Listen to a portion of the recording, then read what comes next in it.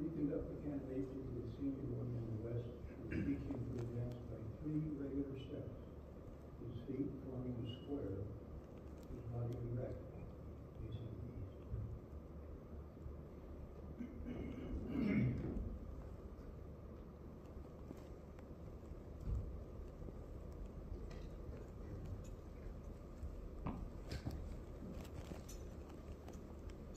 Brother Senior Warden,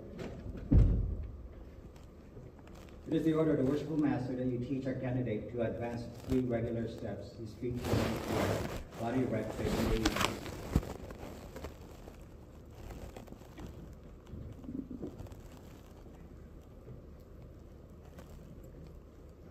Advance has entered the apprentice mason. Give the true guard and sign of that degree. Advance as fellow craft mason. Give the true guard and sign of that degree. Advance with your left foot, bringing the heel of the right to the heel of your left.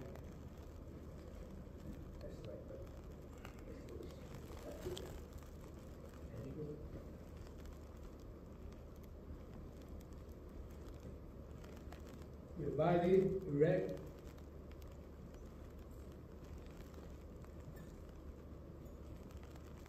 Worshipful Master, the candidate is in order. Brother Jacob Jensen, before we can proceed any further with the ceremony of this degree, it will again be necessary for you to take a solemn obligation, in which you will bind yourself to keep inviolate all the secrets of Freemasonry appertaining to the degree of Master Mason.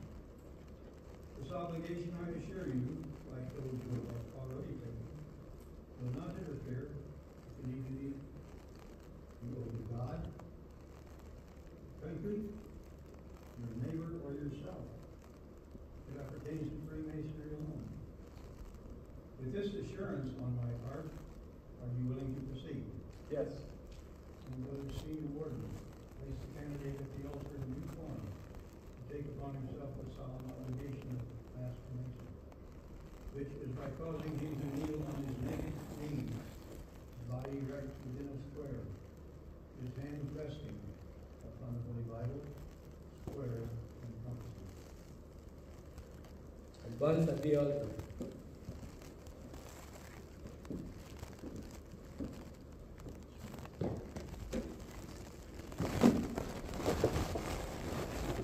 Kneel on your naked knees. Body erect within the square. Your hands resting upon the Holy Bible, square and compasses. Worshipful Master, the candidate is in due form.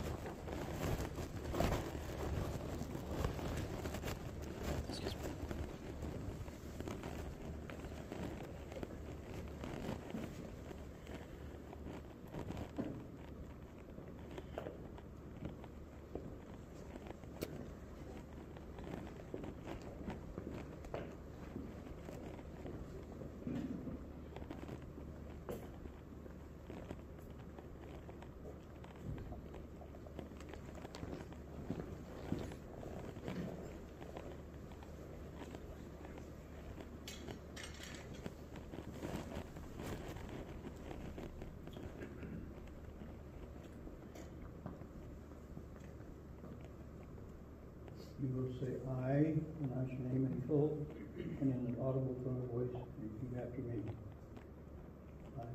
I, Jacob Jensen, Of my own free will and accord, of my own free will and accord, in the presence of God, in the presence of God, and this worshipful lodge of Master Masons, in this worshipful lodge of Master Masons, erected to him directed to him and dedicated and dedicated to the Holy Saints John, to the Holy Saints John, do hereby do hereby and hereon and hereon solemnly and sincerely promise and swear, in addition to my former obligations, that I will always hail, forever conceal, and never reveal any of the secret arts, parts, or points of the hidden mysteries of Freemasonry appertaining to the degree of Master Mason to any person under the canopy of heaven, except it be to a true and lawful brother of this degree, or within the body of a just and legally constituted lodge of Master Masons, and neither unto him nor them, till after strict trial, to examination, or lawful information, I shall have found him or them to be as justly entitled to the same as I am myself. I furthermore promise and swear that I will answer all due signs given me by the hands of a brother of this degree, and will obey all summons sent me from within the body of a just and legally constituted lodge of Master Masons, if within the length of my cable toe. Furthermore, that I will aid and assist all distressed worthy brother Master Masons, their widows and orphans, whithersoever dispersed around the globe, so far as I can do so, without serious injury to myself or family. Furthermore, that I will keep the secrets of a brother Master Mason as my own, when given to me in charge as such, murder and treason accepted. Furthermore, I will stand to and abide by all the laws, rules, and regulations appertaining to the degree of Master Mason, and to the lodge of which I may be a member, and will maintain and support the Constitution and edicts of the Grand Lodge, under which the same may be holden together with the general regulations of Freemasonry. Furthermore, that I will not be present at or assist in the making of a woman Mason, a young man in his nonage, old man in his dotage, atheist, a madman, or a fool, I knowing them to be such. Furthermore, that I will not have Masonic communication with an unlawfully made Mason, or a lawfully made Mason, who is suspended or expelled, I knowing him to be such. Furthermore, that I will not cheat, wrong, or defraud a lodge of Master Masons, or a brother of this degree, out of the value of anything, knowingly and intentionally. Nor will I injure a brother in his person or good name. I will give him due and timely notice of approaching danger, so far as the same may come to my knowledge. Furthermore, that I will not violate the chastity of a brother Master Mason's wife, daughter, sister, mother, or widow, or suffer the same to be done by another, if within my power, to prevent. Furthermore, that I will not give the grand hailing sign of this degree, unless I am in real distress or for instruction. Furthermore, that I will not give the substitute for the ancient master's word for the ancient master's word in any other manner in any other manner than that in which I I may hereafter receive it, may hereafter receive it, being it being on the 5 points of fellowship, on the 5 points of fellowship, a low tone of voice, in a low tone of voice, not above my breath. not above my breath. To all this, To all this, I do most solemnly and sincerely I do most solemnly and sincerely promise and swear, with fixed and steady purpose, fixed and steady purpose, perform the same, to perform the same, without equivocation, without equivocation, mental reservation, or secret evasion, of mind in me whatever, of mind in me whatever, finding myself under no less a penalty finding myself under no less a penalty than that of having than that of having my body severed in twain, my body severed in twain.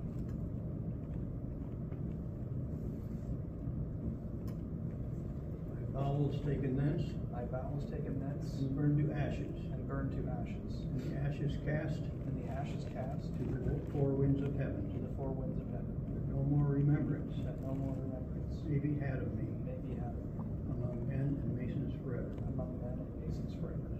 God, So help me God, and keep me steadfast and keep me steadfast in the due observance of this, in the due observance of this, my solemn obligation my solemn obligation as a master mason. as a master mason. Now, attach your hand on your head, and in token of your sincerity, kiss the Holy Bible on which you have been obligated.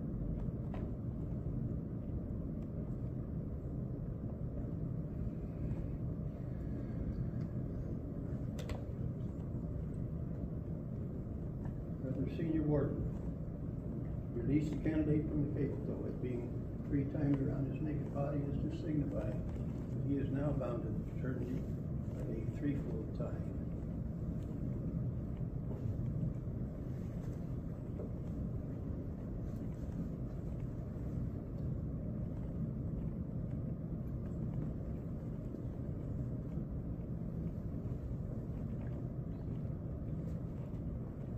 Being in a condition of darkness. Senior Warden, assist me in bringing the candidate from darkness to see the light by which Master Masons work. The first objects presented to your view of being brought from darkness are the 3 great lights that are Freemason, as before. With this difference.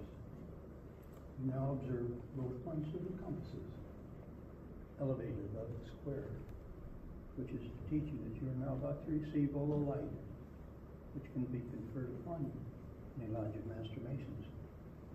And that you are not to lose sight of this valuable instrument, by which we are taught to circumscribe our desires, keep our passions within due bounds toward all mankind, particularly our brethren in Freemasonry.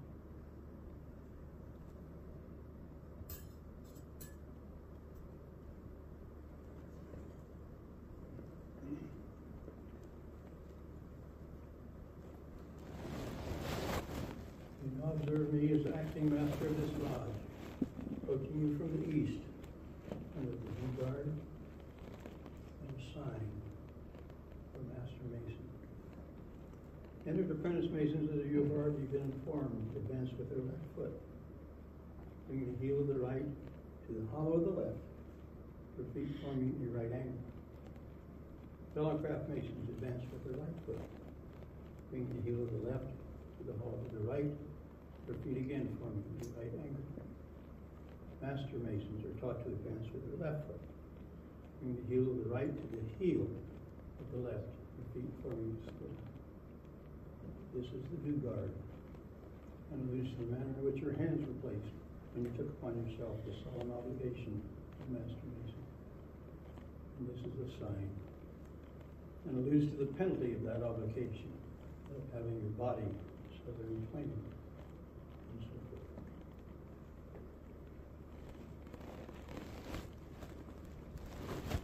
I begin to take pleasure in extending you my right hand in token of the continuance of the friendship and brotherly love of this lodge, and will invest you with the past grip and word of this degree. This I will do by aid of the Senior Warden for your benefit. Brother Senior, attend.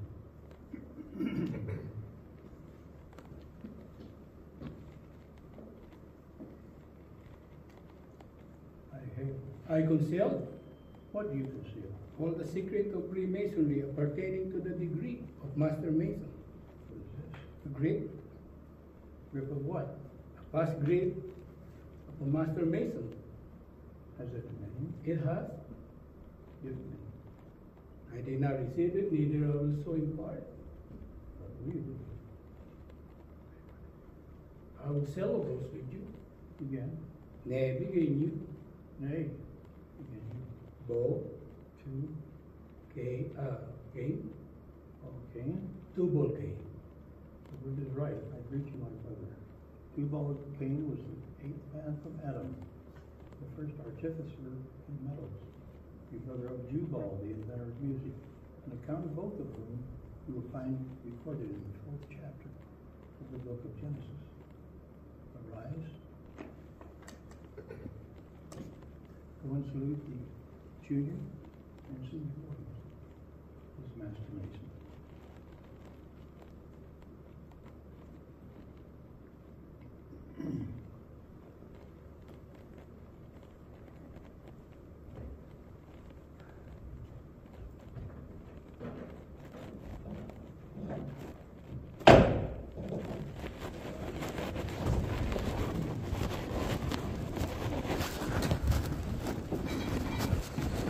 Pretty sure which one is yours.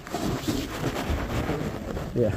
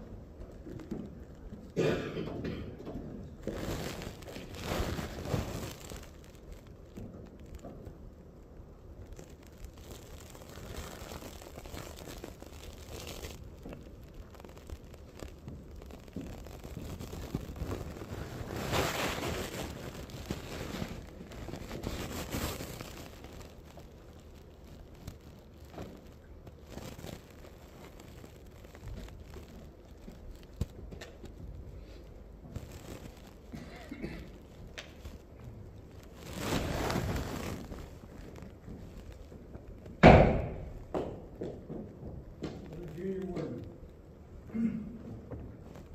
Word's writing this out. Writing this out, Worshipful. Where's the senior word? Writing the words, Worshipful. Senior deacon. You conduct the candidate to the senior warden in the West who will teach him the word of truth. That's the Master Mason.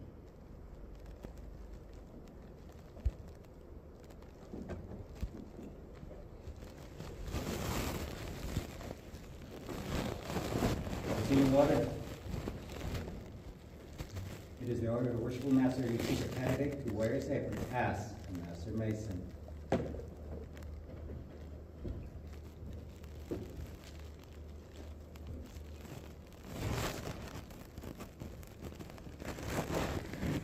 Masonic tradition informs us that in the building of King Solomon Temple, the crowd were designated by the manner in which they wear their apron. And their apprentice, as you already been informed, were there with the top turned up. Fellow crowd with the top turned down and the left corner turned up in the form of triangle. Master Mason were as a mark of distinction. Master Mason were there. Master Mason as a mark of distinction and mark of the distinction were there with the left corner turned down in a form of square. You are now clothed as a Master Mason.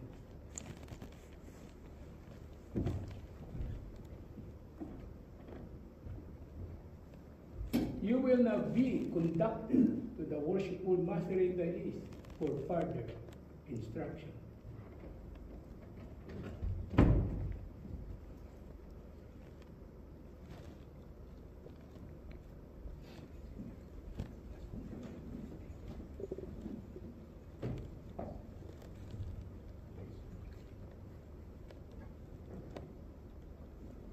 pleasure of seeing you clad as master mason. I will now present you with all England's Freemasonry in this form, especially the trowel. The trowel is an instrument made use of by object masons which covers cement, which unites the building into one common mass. We, as great accepted masons, will talk use it for a noble and glorious purpose. The study of cement is brotherly love and affection. That's cement which unites us into one sacred band or society of brothers, among whom no contentions are ever used, except that noble contention, or rather emulation, of who best can work and best agree. Gentlemen, I now place in my valley that we will make a good use of it, as master masons have done in all ages before me.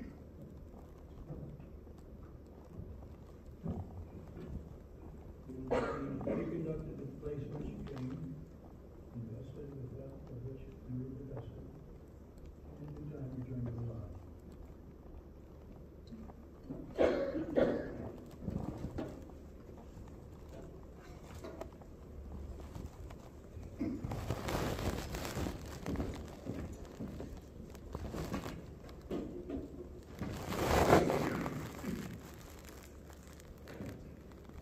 My brother is assigned to serve or master upon pension or retiring from a lodge of organizations, and on rising to address you, Mr. Lodge.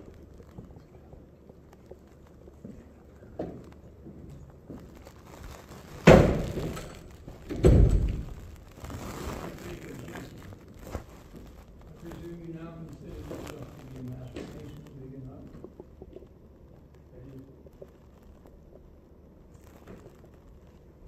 it becomes my duty to inform you that you have not yet been invested with all the secrets of this keeping. Before you can be, it will be necessary for you to travel. To convince the brothers of the fidelity, in keeping inviolate that which has already been entrusted to your care. Brother Senior Deacon, bring the candidate before your meeting.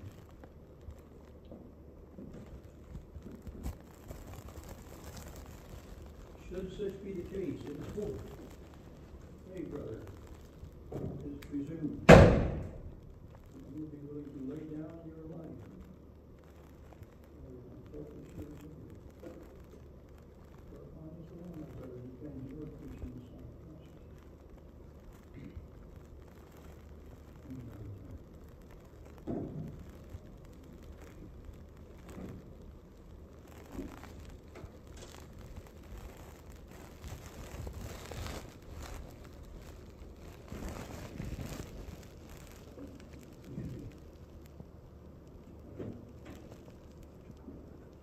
Brother Senior Deacon, retrieve the trowel.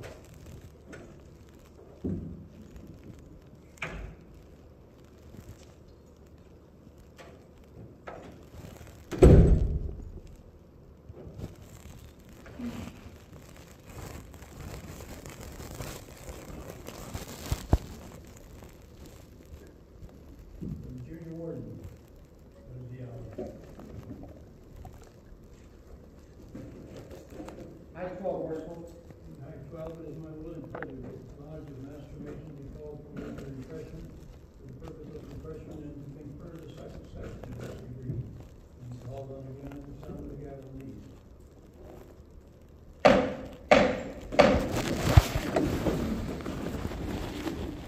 Reverend, in the order of the worshipful master, the lodge of Master Masons will be called from labor to refreshment for purpose of setting up for the second section for a small break.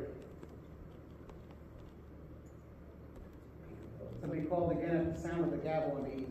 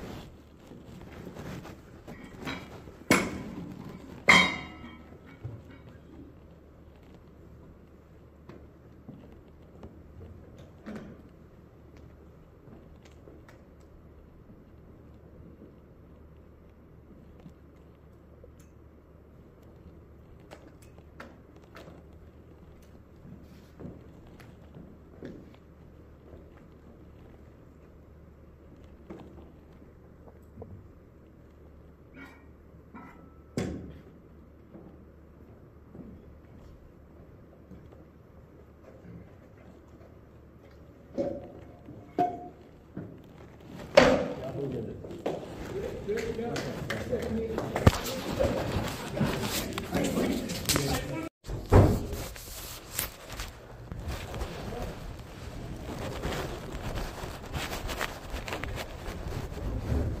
the pocket.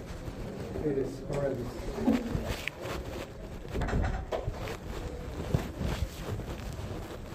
What's your name?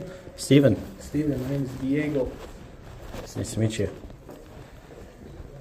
Said you were from Peoria. Florida. This is my first day back in probably 6 years. Really? Yeah. Chilling, huh? Yeah, my work schedule didn't really permit, and now I finally got a promotion, so I'm working a different schedule, and then my buddy wanted to come and meet everyone and get into it, so yeah. Thank you. Just got raised not so long ago here in Florida. Oh, really? Thanks. Congratulations. I'll see you in there.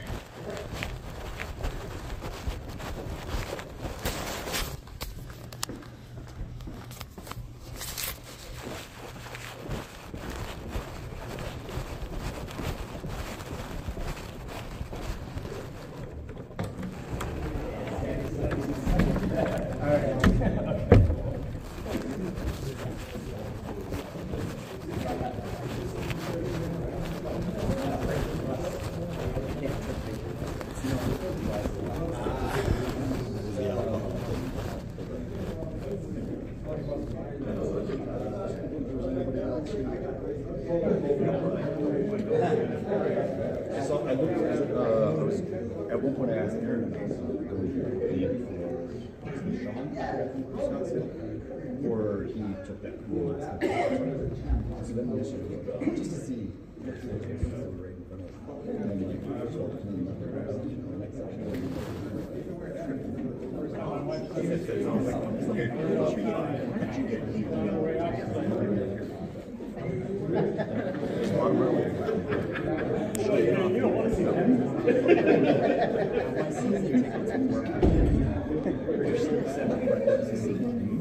What are you doing all the way over there? Hiding so you don't gotta do the left tip?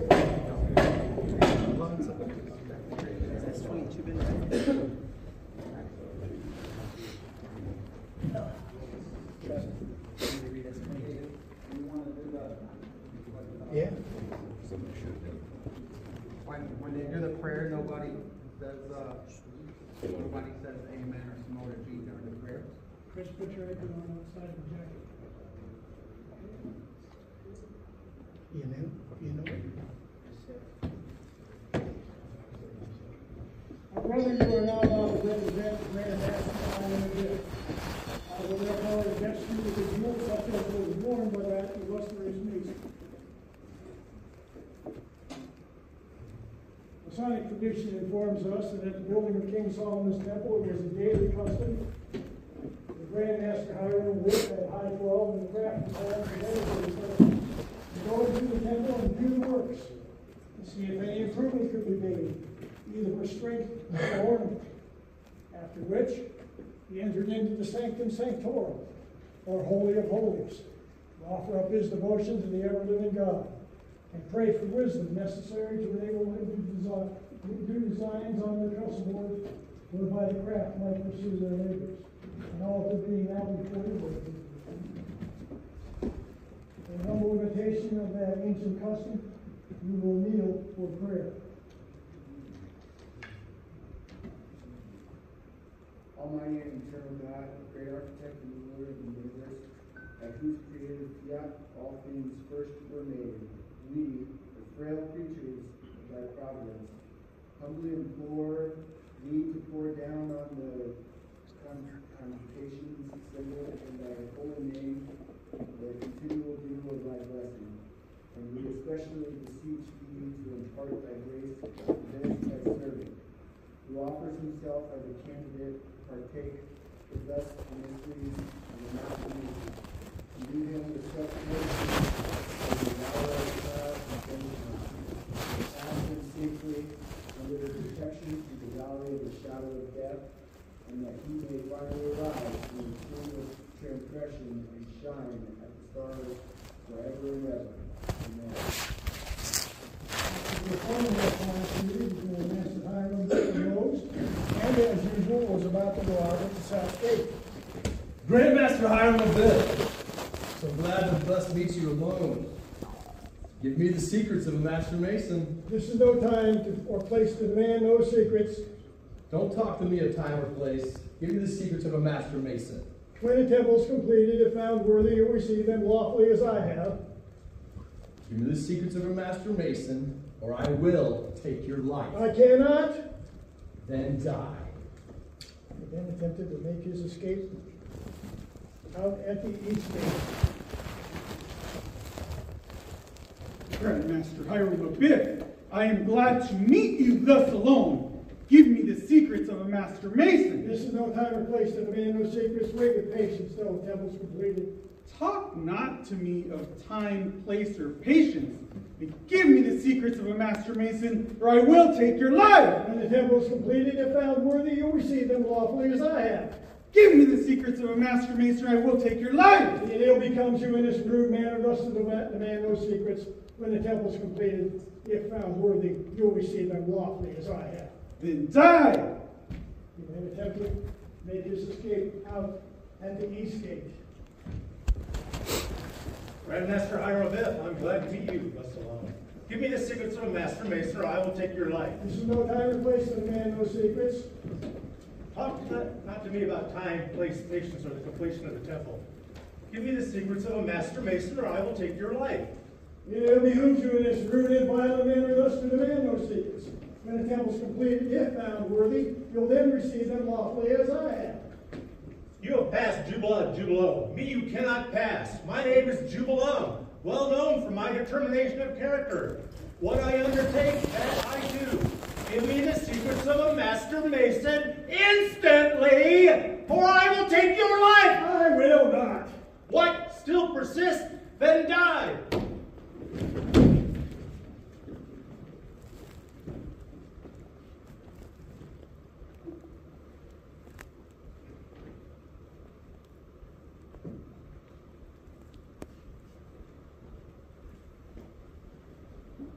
What horrid deed is this?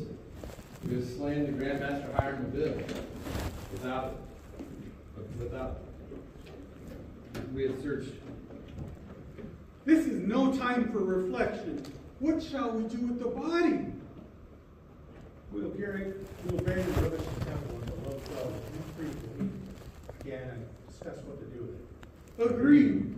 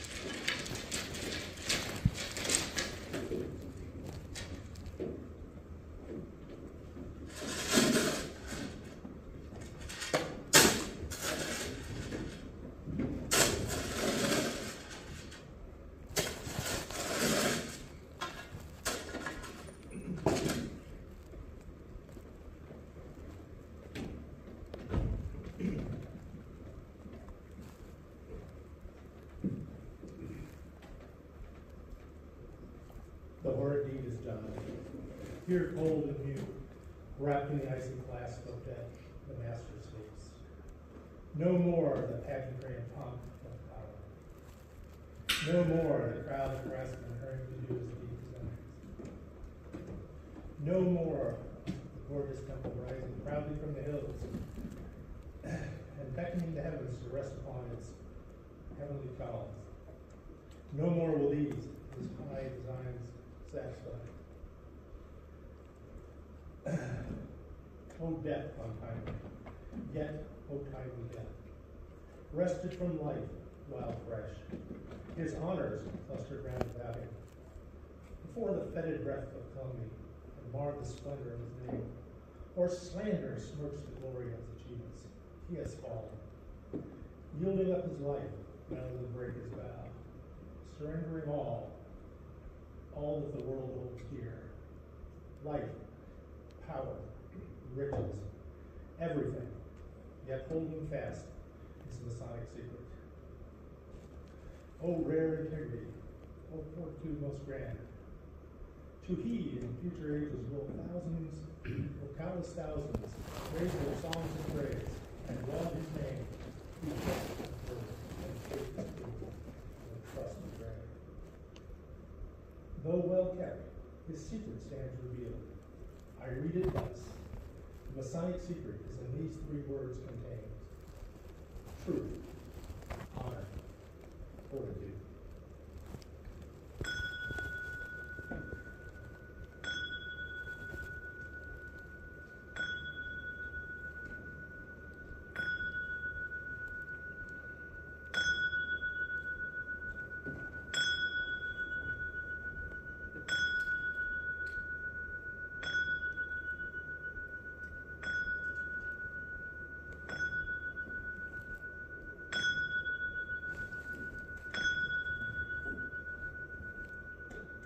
Low 12.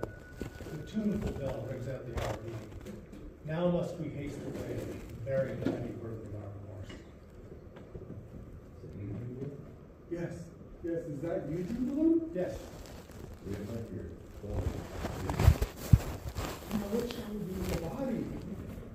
We will convey it to Western Manor from the temple and bury it in the brow of the hill to Mount Moriah, where I have been and prepared grave. Agreed.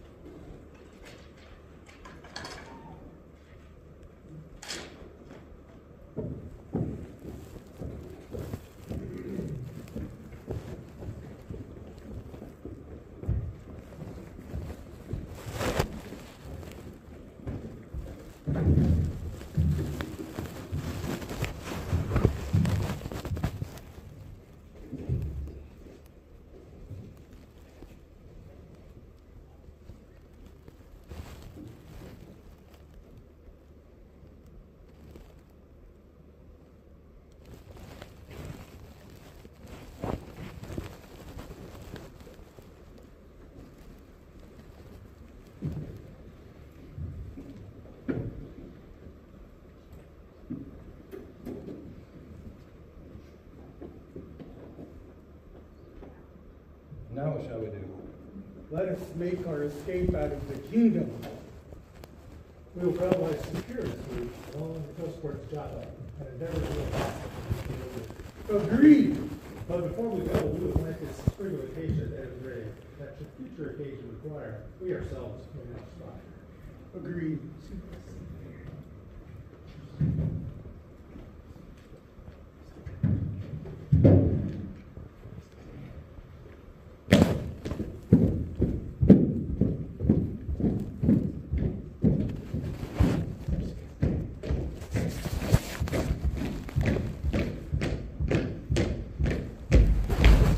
Seafaring man. Let us hail him. Hail, Captain, hail! Hello. Is that your ship yonder? It is. Whither are you bound? To Ethiopia. Do you take passengers? I do. Will you take us? I will, if you have King Solomon's pass. We have no pass, but we have money, and we will pay you your demands. Then you cannot go, for I have strict orders not to take workmen from the temple out of the country unless express permission from King Solomon. What shall we do? Let us turn back into the country. Agreed.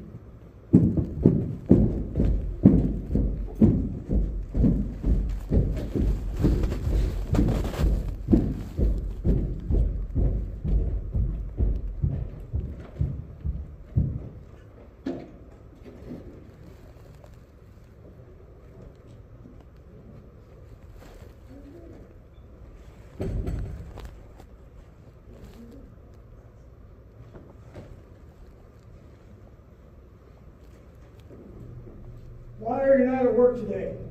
There are no designs upon the trust board whereby we may pursue our labors. This is strange. Here, the Grand Master of Hiram Abiff may be missing. Hey! Brother Hiram Tyre, what's the cause of this confusion in the temple? Most excellent King Solomon, the Grand Master Hiram Abiff is missing. Missing? How do you know to be missing? The nine designs upon the trust board whereby the craftsmen pursue their labors. How long has he been missing? Since yesterday, high 12. That's strange. Here's some accident might have befallen the Grand Master Hiram Abiff. But it might be seriously indisposed. You will order a diligent search made within several apartments of the temple to see if he can be found. Also, have a roll of order. Fellow crafts, attend. You seen the Grand Master Hiram Abiff? Have you seen the Grand Master Hiram Abiff? Have you? Have you seen it? No. Have you seen the Grand Master Hiram Abiff?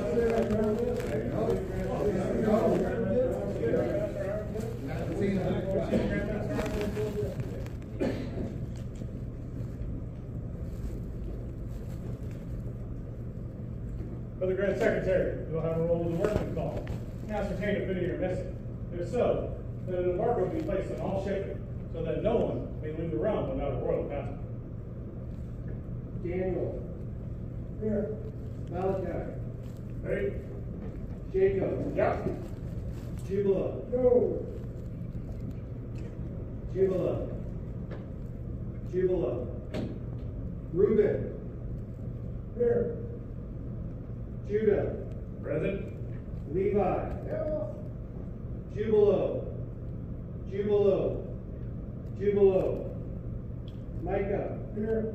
Ephraim, Yes, sir. Ezra, Jubilam, Jubilam, Jubilam, Joseph, Yeah. Ishmael, Here. Isaiah,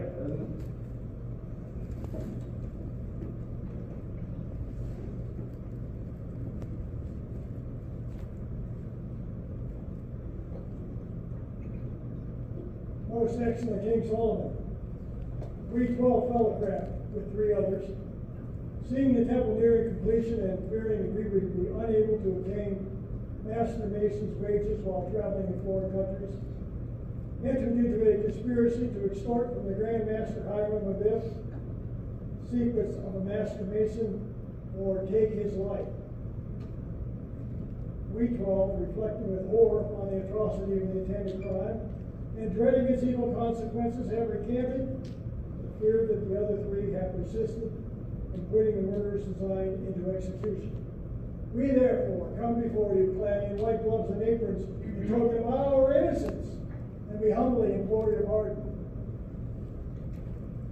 fellow crafts, stand aside. Brother Hiram of Tyre, the roll of the workmen have been called, and the 3 appear to be fellowcraft missing. Jubala, Jubalo, and Jubalo, who from the similarity of their names are supposed to be brothers and men of Tyre. Most excellent King Solomon. The orders have been duly obeyed. Diligent search was made without offender, but upon calling the roll, there appear to be 3 fellow crafts missing, named with Jubala, Jubalo, and Jubalam. From the similarities of name, supposed to be brothers.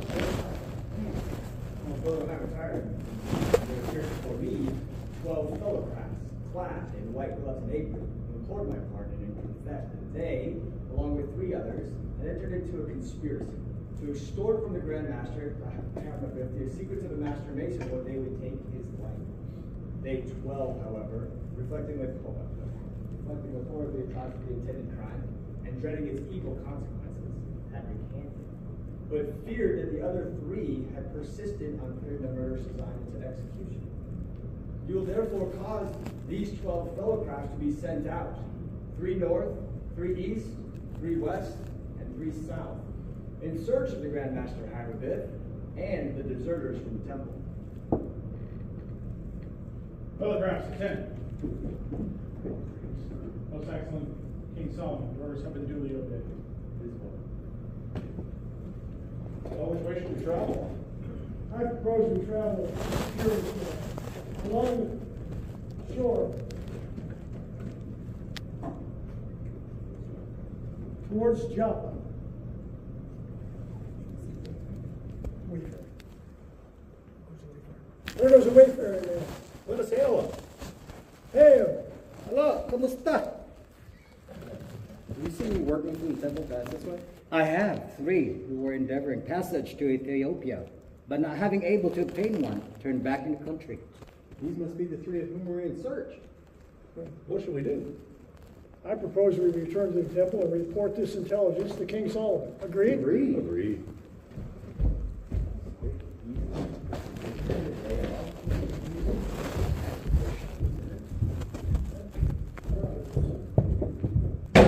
Brother Harmon, what's the cause of this confusion?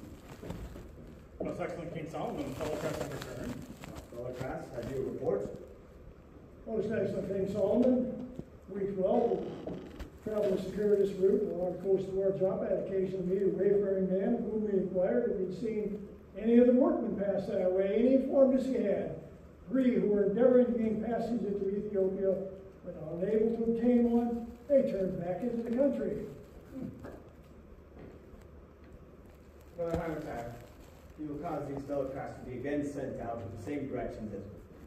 But the positive injunction that if they do not find either the Grand Master Hammerbiff or the deserters from the temple, they themselves will be deemed the murderers and suffer accordingly. For it may be that not only did they take the life of the Grand Master Hammerbiff, but also the life of the supposed deserters, the better to conceal their own guilt. Fellow crafts, attend. Most excellent King Solomon and fellow crafts have again been sent out in accordance with your direction. It is well. Where should we travel now? I propose we travel on the western course of the temple. Agreed? Agreed.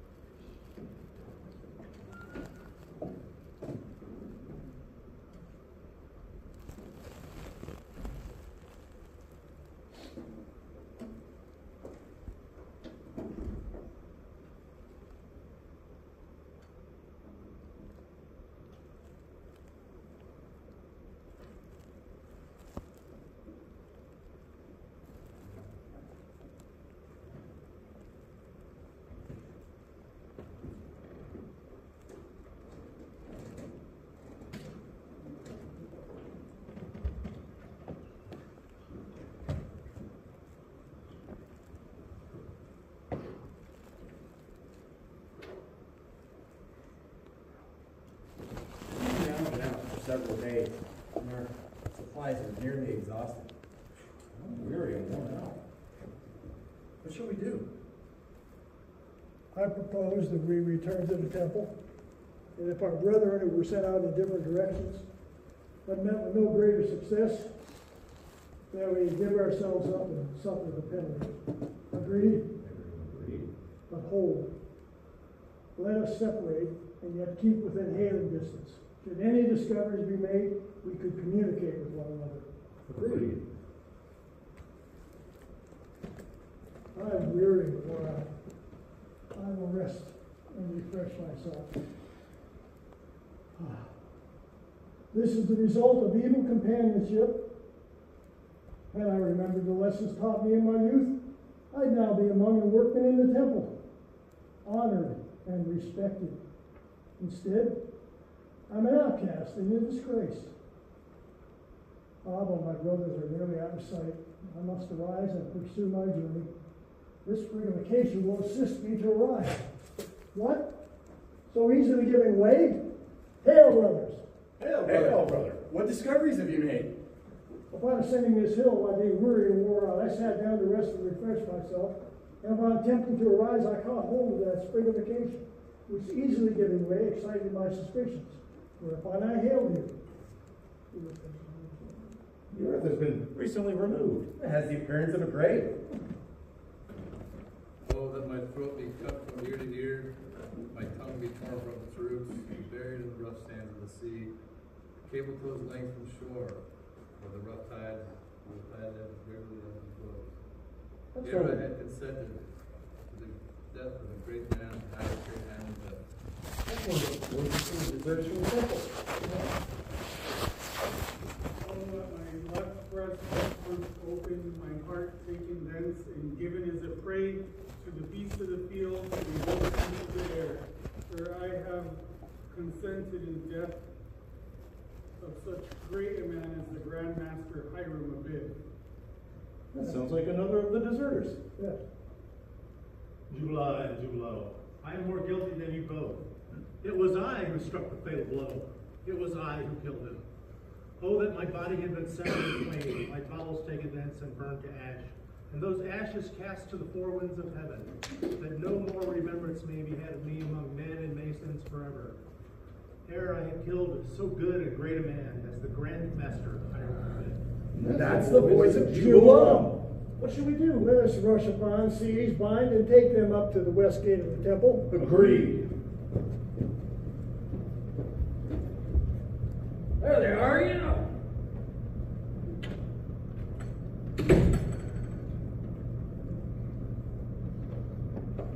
All right, get in here. Bring them along. Bring them along. Brother Hiram tired. What causes confusion among the crowd? Most excellent King Solomon, the fall grass have returned. Brother Cross of your reports?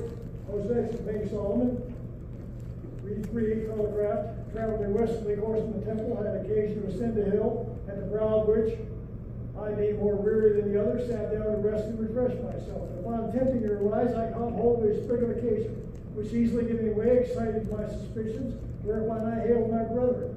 And while consulting on the spot, the earth having been recently removed, and it having the appearance of a grave, we heard voices issuing from the cleft of the adjacent rocks, which we recognized as those of the deserters, each severally accusing each other and excusing themselves.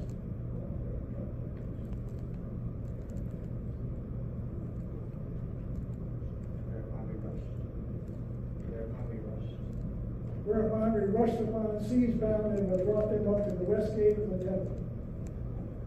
Brother Hiram tired. Have them brought before me in the east. Brother Grand Marshal, attend.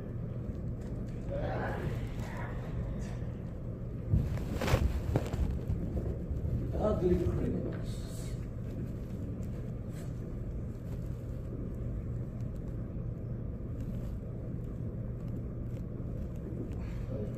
King Solomon. Follow me. Forward, march.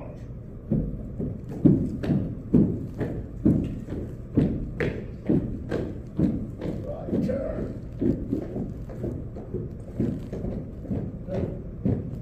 That way.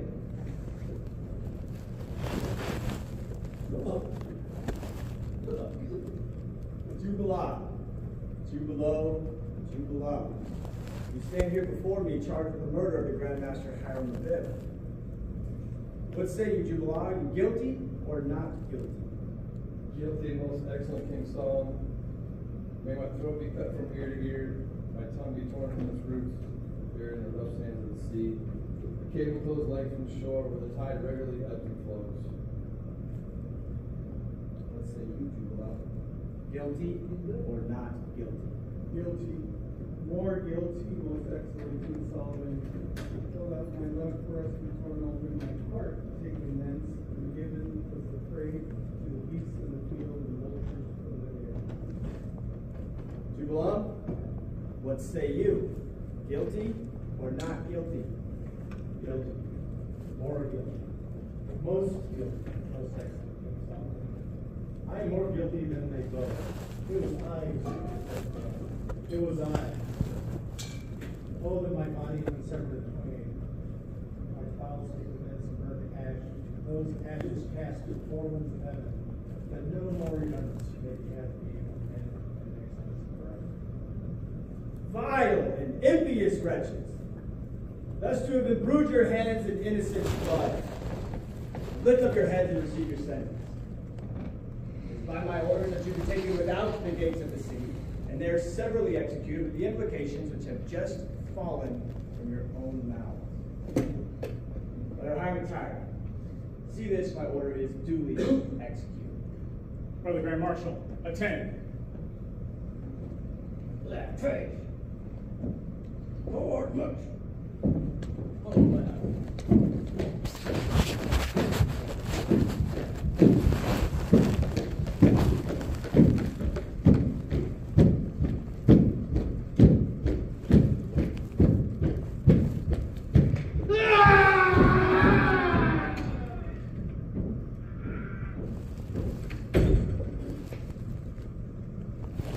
King Solomon, your orders have been duly executed.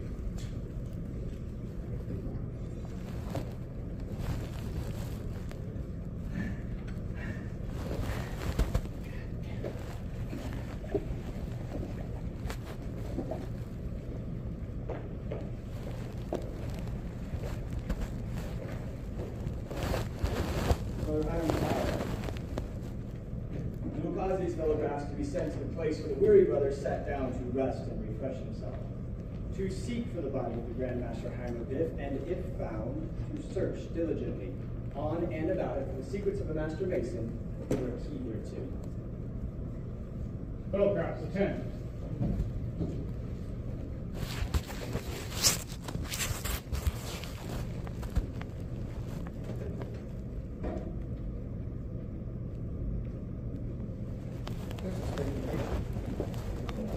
This is fun. Let us remove the earth.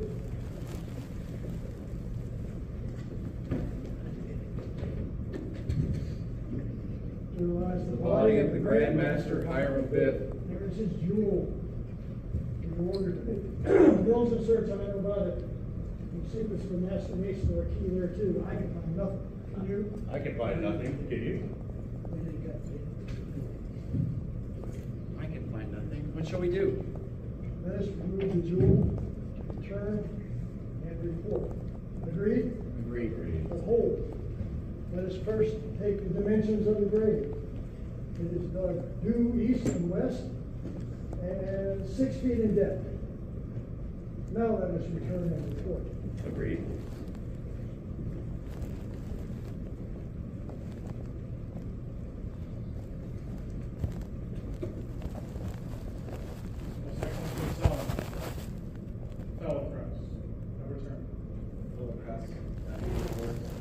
Most excellent King Solomon, we repaired to the spot where I sat down to rest and refresh myself. And upon removing the earth, found the body of the Grand Master Hiram Abiff in a grave dug due east and west and 6 feet in depth. Diligent search was made all over the body, but we were unable to find the secrets of the master mason or a key thereto. But this we did find, which I recognize as the jewel belonging to the Grand Master Hiram Abiff.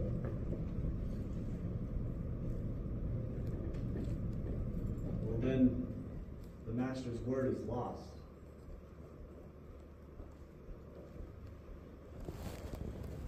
Brother Heimertire, take unto yourself suitable assistance and go with me to raise the body of the Grand Master Hiram Abiff for a more decent.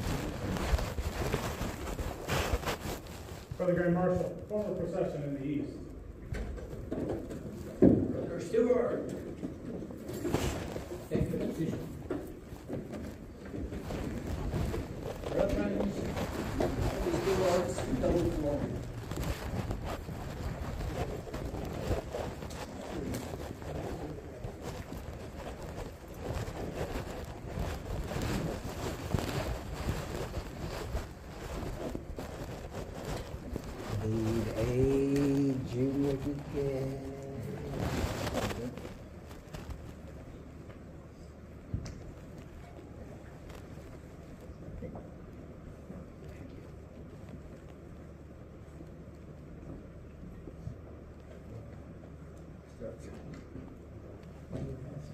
Solemn strides to the funeral time, notes of our departing time, as we journey here below, through a pilgrimage of woe.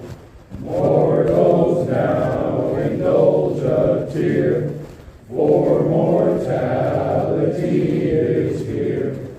See how wide her trees wave, for the slumbers of the grave.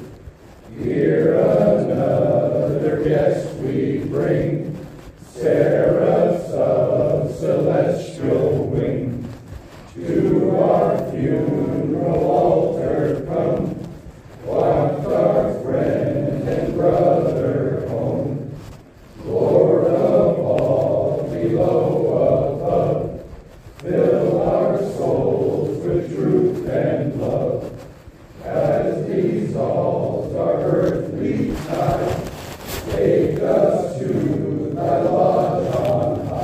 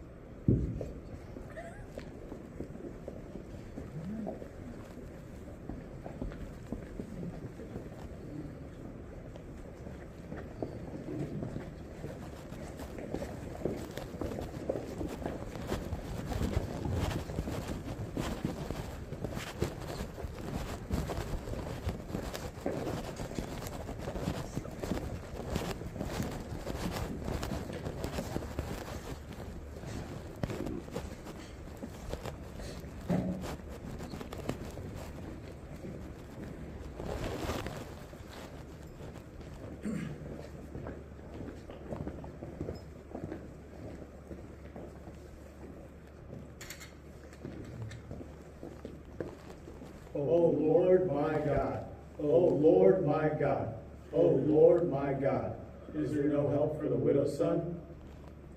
Brother Hymatire, you will raise the body by the grip of an enterprise mason.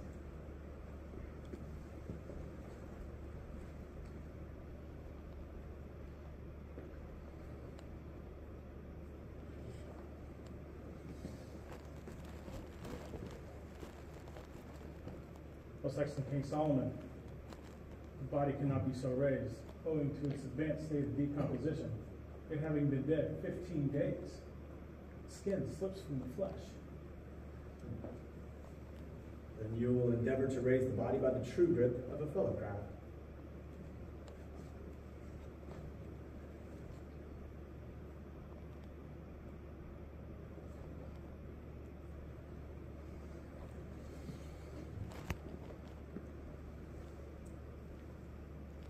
Most excellent King Solomon, for like reasons before, the body cannot be thus raised. The flesh cleaves from the bone. Brother Hymatire, what shall we do? Let us pray. Brethren, let us pray. O God, knowest our down sittings and our uprisings, and our understandest our thoughts afar off. Shield and defend us from the evil intentions of our enemies, and support us under the trials and afflictions which we are destined to endure while traveling through this vale of tears. Man that is born of woman is of few days and full of trouble. He cometh forth as a flower and is cut down. He fleeth as well as a shadow and continued not. Seeing that his days are determined, the number of his months is with thee. Thou hast appointed his bounds that he cannot pass. Turn from him that he may rest till he shall accomplish his day. For there is hope of a tree, if it be cut down, that it will sprout again and that the tender branch therefore will not cease. But man dieth and wasteth away, yea, man giveth up the ghost, and where is he? As the waters fail from the sea, and the flood decayeth and drieth up, so man lieth down, and riseth not up, till the heavens shall be no more. Yet, O Lord, have compassion on the children of thy creation, and minister them comfort in the time of trouble, and save them with everlasting salvation. Amen. Brother Hyman, your counsel is good and timely. Nations should ever remember that when human strength and wisdom fail, we are divine assistance through the medium of prayer. My mind is now clear. Although the skin slips from the flesh and the flesh clings from the bone, there is yet still strength in the lion of the tribe of Judah. The body shall be raised on the 5 points of fellowship, and the first words spoken or uttered after the body is raised will be the substitute for the ancient master's word until future generations discover right.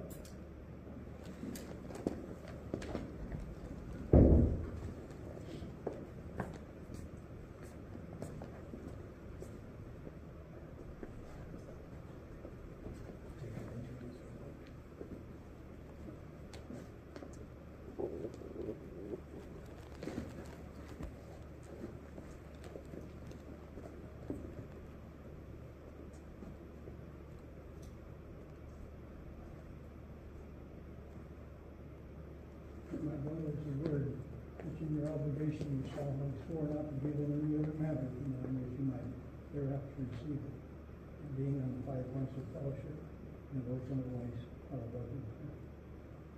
The 5 points of fellowship are foot to foot, knee to knee, breast to breast, hand to back, and mouth to ear, are thus explained. Foot to foot, he knows that you will not hesitate to go on foot and out of your way to serve your worthy brother Master Mason. Knee to knee, bring your devotion to the living God. And remember the welfare of the brother Master Mason as your own. Breast to breast, that you will keep the secrets of the brother Master Mason as your own, and given to you in charge as such. Murder and truth accepted. Hand to back, that you will ever be ready to stretch forth a helping hand, raise your fallen brother. And mouth to ear, that you will whisper the counsel in his ear, gently admonish him of his error, and in the most friendly manner, endeavor to bring about reformation. You will again go on 5 points of fellowship, and you benefit with knee to knee, breast to breast, and back, mouth to ear, and this, my brother, is a true grip of the Master Mason. It is said the body of the Grandmaster Hyman Biff was raised from the grave. Since which time this has been adopted true grip of the Master Mason. There's a lecture appertaining to this degree which, when you receive it in a chair provided for you, Worship Brother Ariel Macker, receive the gift.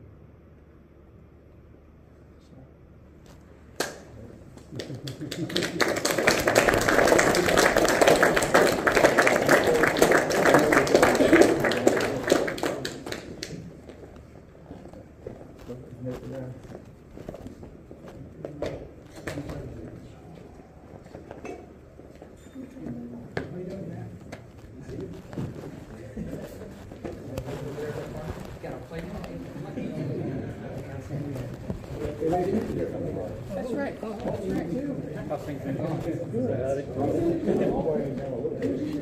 Yeah. Congratulations. Congratulations. Hey, there you go. Hey, there you go. Master wasn't up here. Congratulations, appreciate it. Got out of that one. It's just fun to mess with you guys.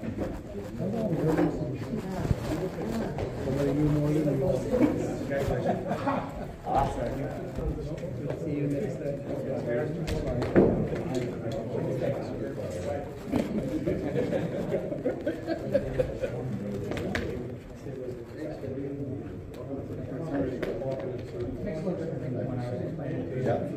Well, yeah. That's the same.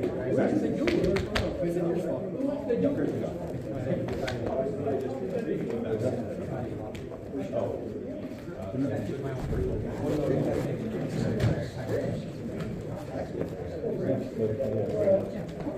got the Jew? So you're doing it straight, right? I got one. No, the Jew is good. Oh.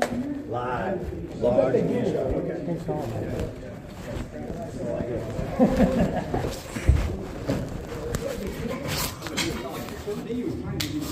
No.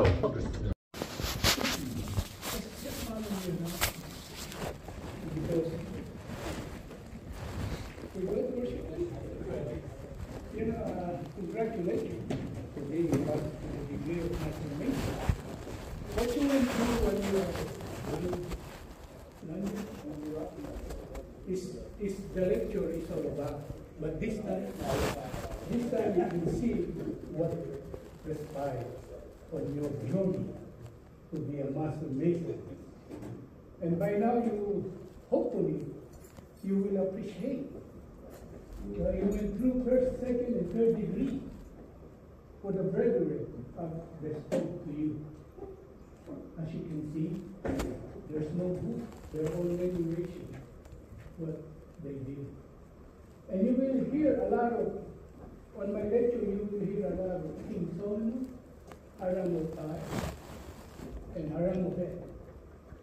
Those are representing the worshiping master, senior warden, and the junior warden for your benefit. Okay?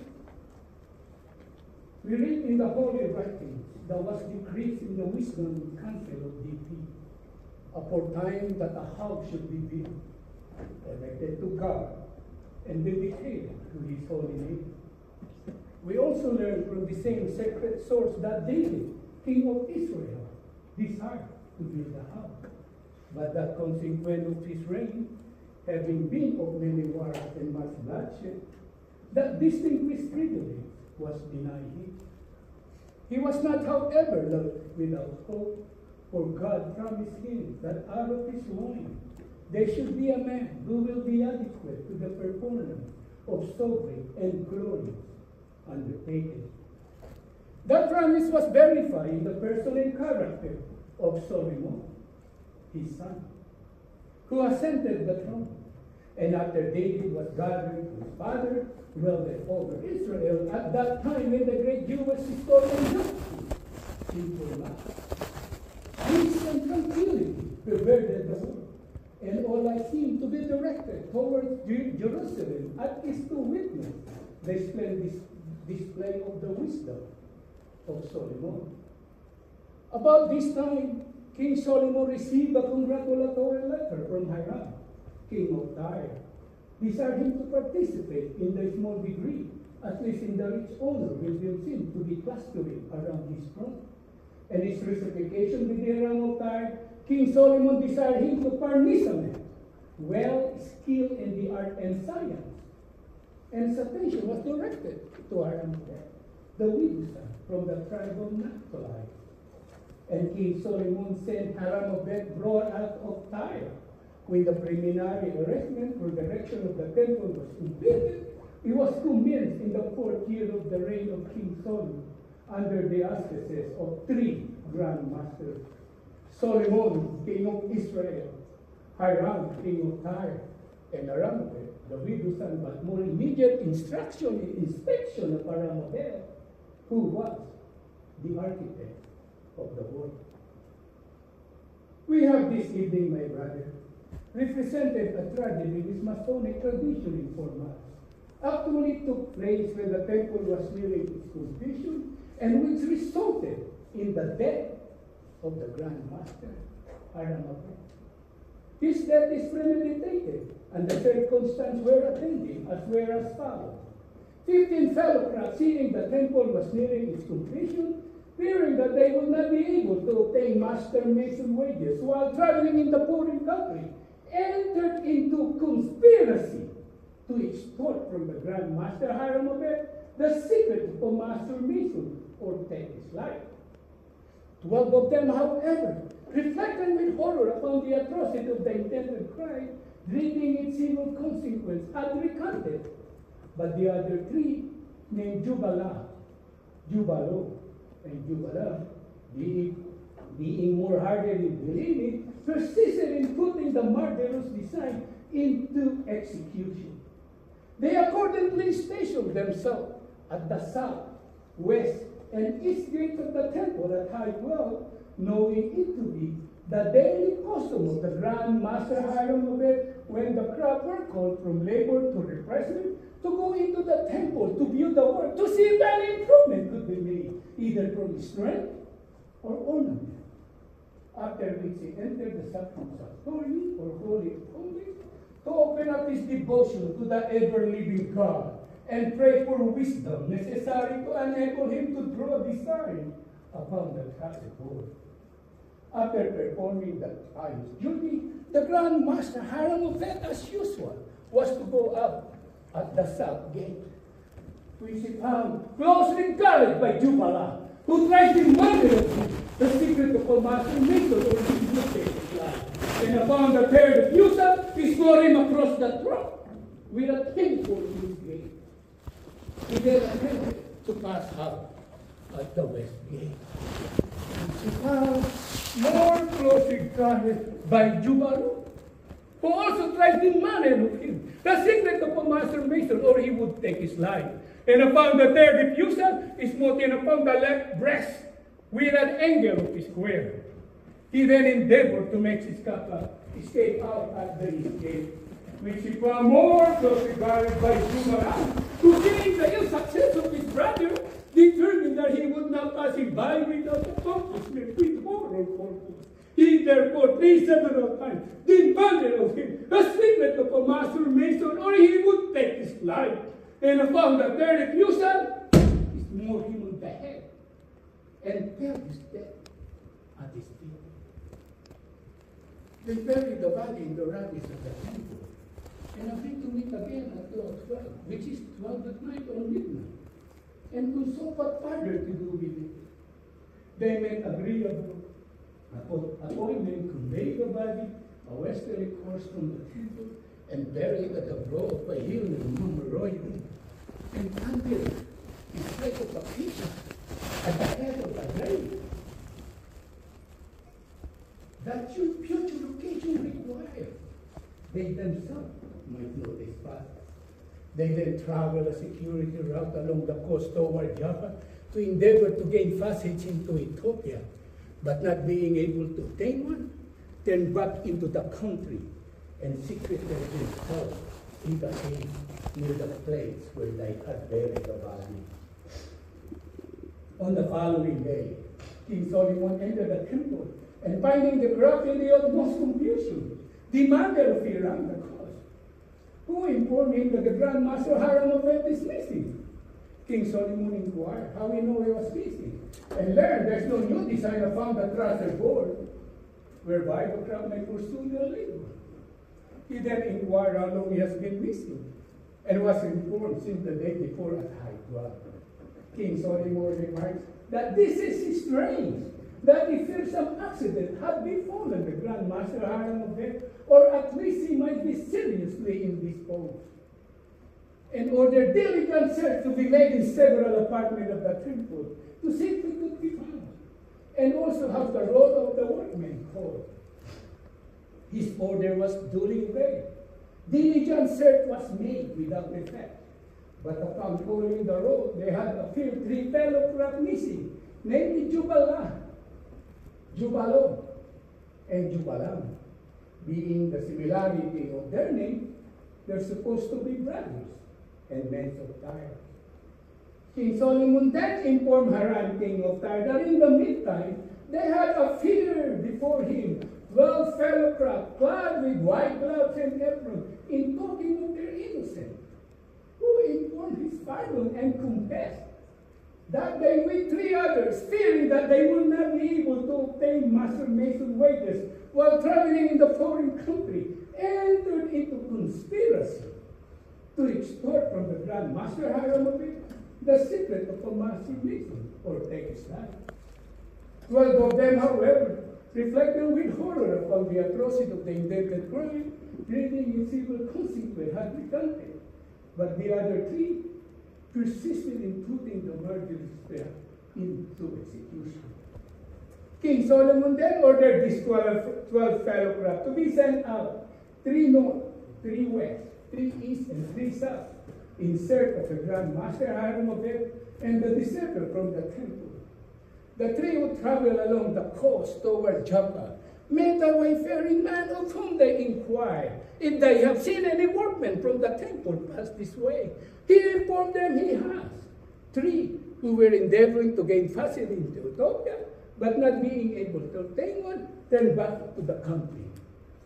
The fellow craft returned to the temple and reported this intelligence to King Solomon, who thereupon ordered the fellow craft to be again sent out with the same direction as before, but with a positive injunction that if they did not find either the Grand Master Hiram of it or the deserter from the temple, they themselves would be deemed the murderer and suffer accordingly. For it may be, he added, that they have not only taken the life of the Grand Master Hiram of it, but also the life of the supposed deserter, the bearer to conceal their own guilt. The fellow craft were again sent out in accordance with this direction. The 3 who traveled a westerly course from the temple had occasion to assail a hill of a brook, of which one of them, more weary than the other, sat down to rest and refresh himself.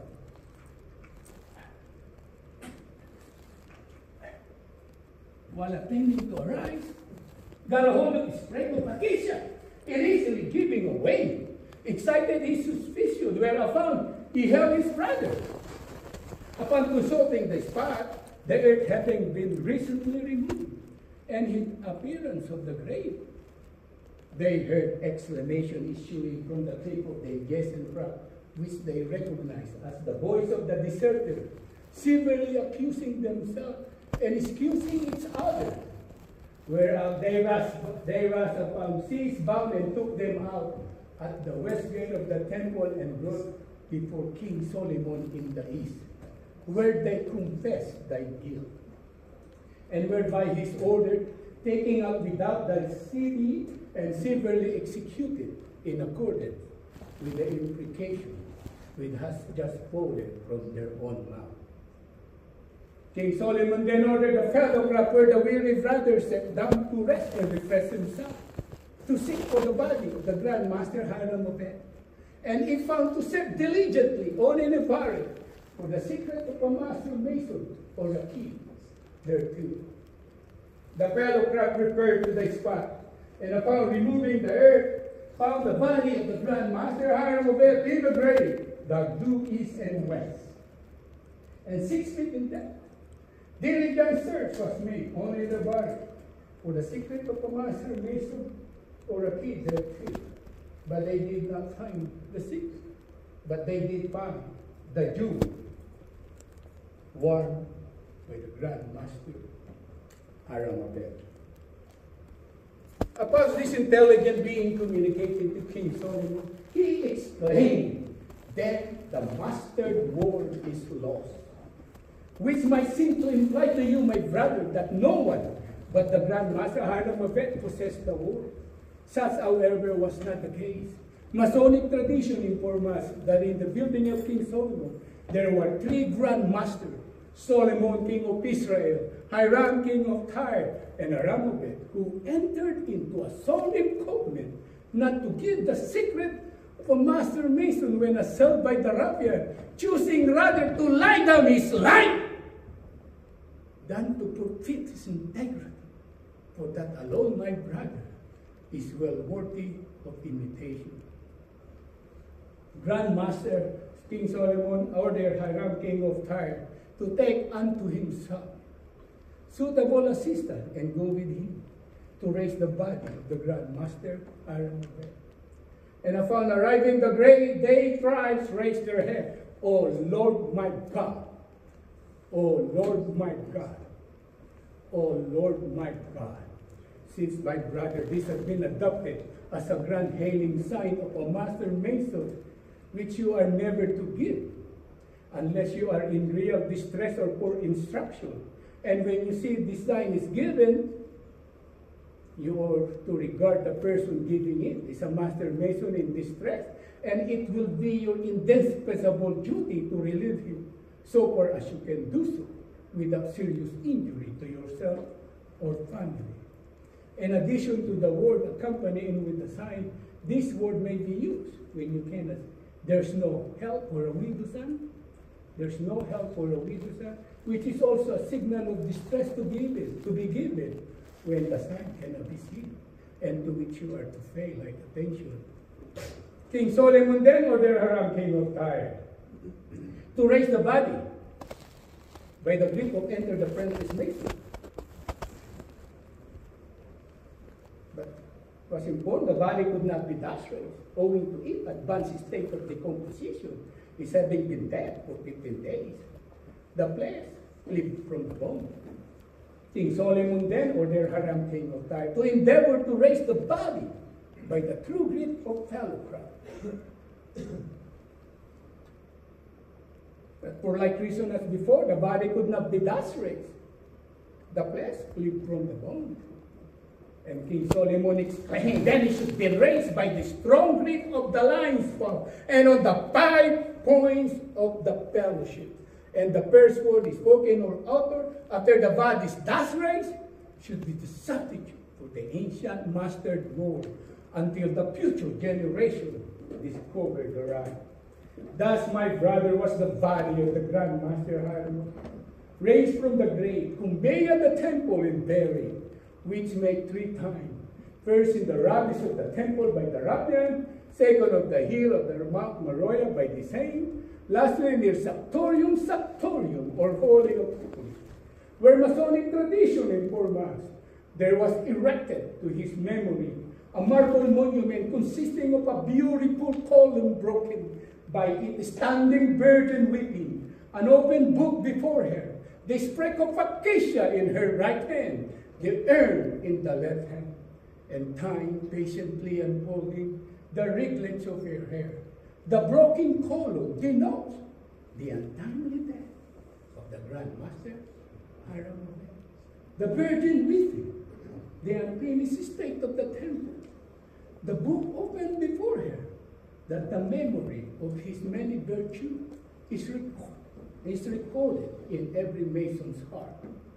The sprig of acacia in her right hand, the early discovery of his grave, the urn in the left hand, that the ashes of this distinguished and exemplary masons are faithfully deposited, and time patiently unfolding the ringlets of her hair denotes that time, patience, and perseverance will complete all things.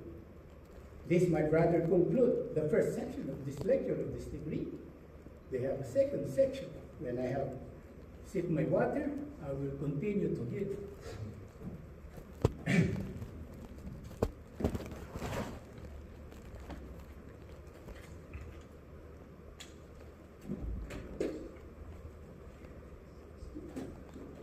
The third section illustrates certain hierarchical emblems, well calculated to increase talent and promote virtue. In it, many particulars related to the building of King Solomon's temple are noticed.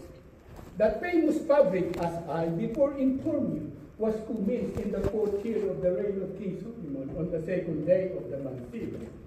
Being on the 2nd day of the sacred year, it was located on Mount Moriah, near the place. So Mount Moriah, where Abraham was about to offer his son Isaac, and where they did meet in a feast, the destroying angel. It was supported by 1,453 columns, 2,600 pilasters, all new from the finest period marble. They were employing it, erection, 3 grand masters, 3,300 master or overseer of the work, 80,000 fellowcraft or hearer on in the mountain, 70,000 entered apprentice or barrier or border, when also class, and arranged by the wisdom of Solomon that neither invade, discord, confusion was suffered to interrupt or disturb the peace and good fellowship among the workmen, except in the single instant which we have this evening represented, and which resulted in the death of the Grand Master Hiram of it. A starting evidence of interposition of divine providence were informed by the great Jewish historian Josephus, that although more than 7 years were occupied in its building, yet it did not rain in the daytime, but in the night season only, that the workmen might not be obstructed from their labor. We also learn from the same sacred source that we did not hear a sound of axe, hammer, or any tools of iron in the house while it was building is being put together in the manner described to you into preceding degree. Enter the apprentice mason assembled in the ground floor of King Solomon's temple. Their lodges consisted of not less than 7. One master, the others entered the apprentice. Fellow craft held their meeting in the middle chamber. Their lodges consisted of not less than 5. 2 master, the others fellow craft. Master mason meet in the sacrum sanctorium or holy of holies. Their lodges consisted of 3 master masons. Master mason now with that said to be supported by 3 great pillars dominating wisdom, strength, and beauty. There should be wisdom to construct, strength to support, and beauty to adorn all great and important undertaking. The pillar of wisdom is said to represent Solomon, king of Israel, as by his wisdom the mighty edifice which erected, which immortalized his name. The pillar of strength is said to represent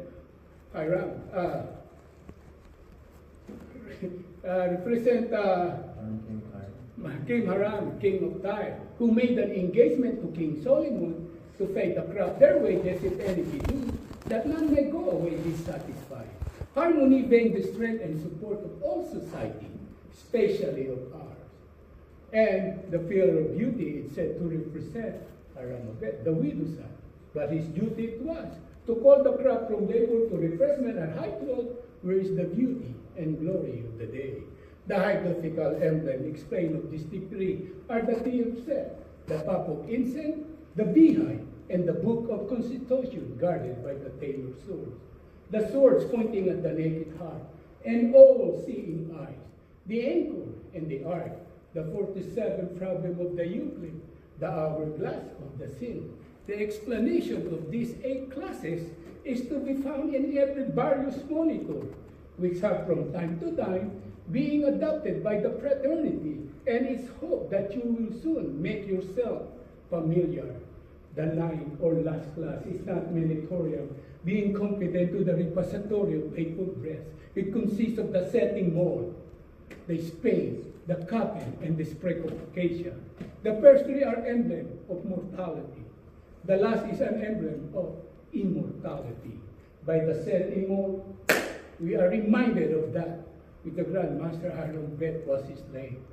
By the coffin of that, which dug his grave, and by the spade of that, which dug his grave, and by the coffin of that, which received his remains.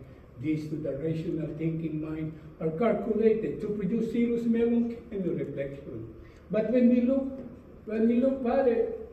forward to the spray of acacia, which budded and bloomed at the head of his grave, we are reminded to the immortal part, the spirit or soul of man, which will live when time shall be no more.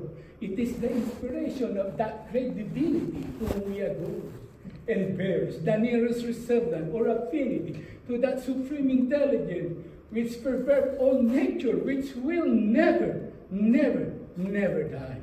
Hence, my brother, how important it is that we should imitate the Grand Master Hiram of it and his inflexible fidelity to his trust, that maybe we prepare death, not as a great tyrant, but as a kind messenger to translate us from this imperfect to that all-perfect, glorious celestial lands above, where the supreme Grand Master of the universe forever preside. This, my brother, conclude the lecture of this degree. And worshipful Kirkland will give you the charge.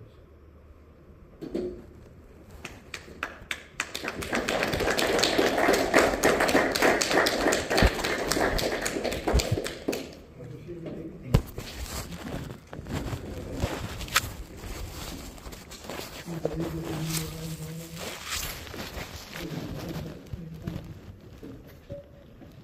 have something here for you, brother.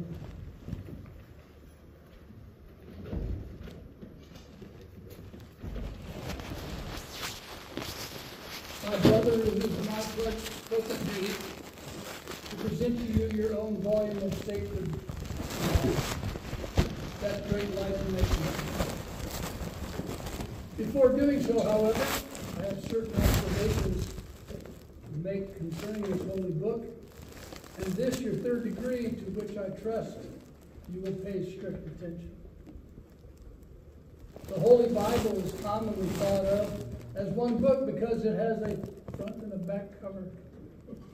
However, it's a library of 66 books, 39 of which are found in the Old Testament and 27 in the New Testament.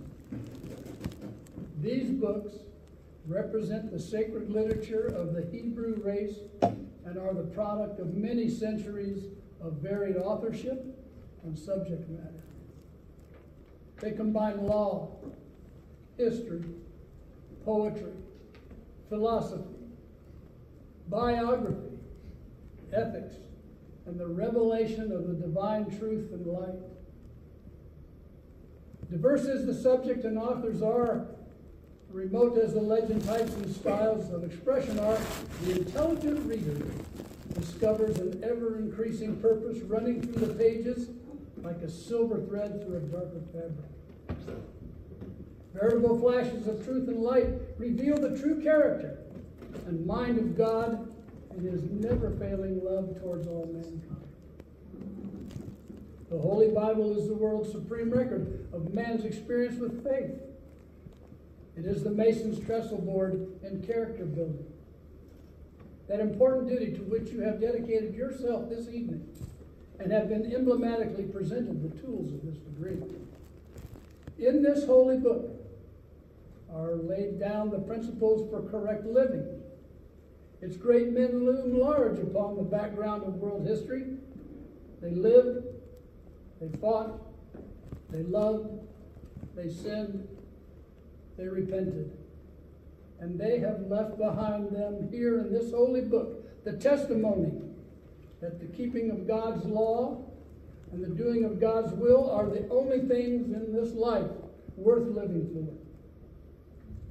We need to know our Bible, to learn its precepts, to reverence it as our great book friend. And my brother, that your feet may not stumble, and that your pathway through light may be well lighted. Your brethren of this lodge have commissioned me to place in your hands this evening your own volumes of sacred law, that great Masonic light, on which you took all three of your obligations, with the prayer that it may indeed be a lamp unto your feet and a light unto your path. We bid you read it frequently, carefully, and thoroughly, and urge you to use it as a guide in your earnest effort to become a better man and a better Mason. A credit to this lodge in particular, and an asset to the community wherein you may at any time reside. My brother, this is your guidebook for building your spiritual temple. That edifice within you over which you are the architect of your very own soul.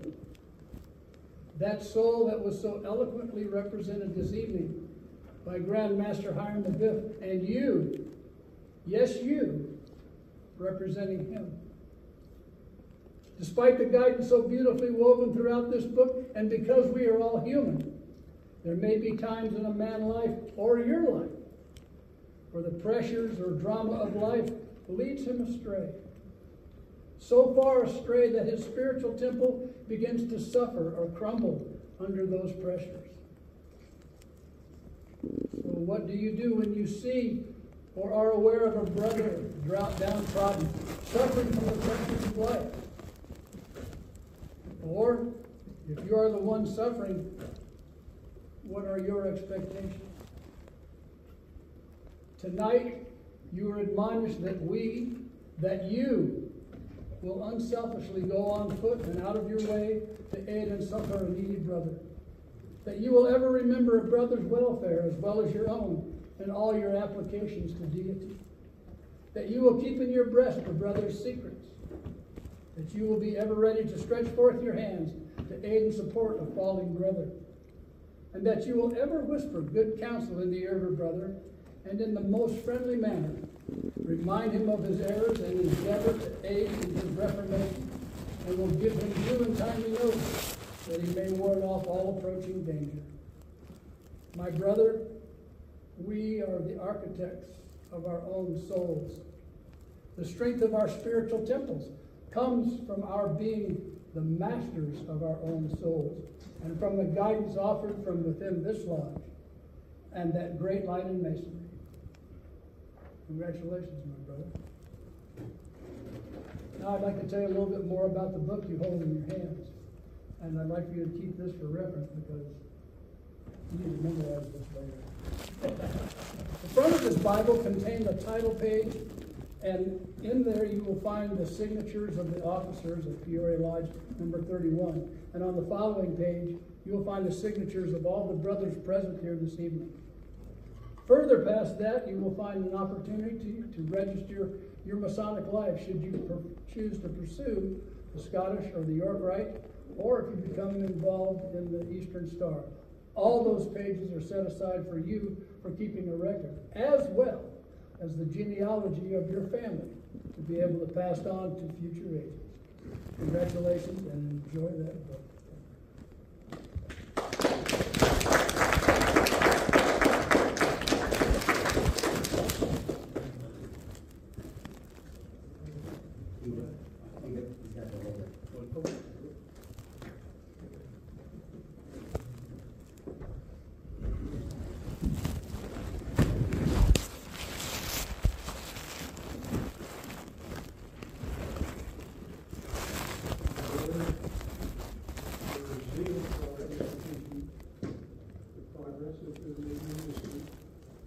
Your study conformity to our useful regulations that pointed you out as a proper object for this conclusion of the safety.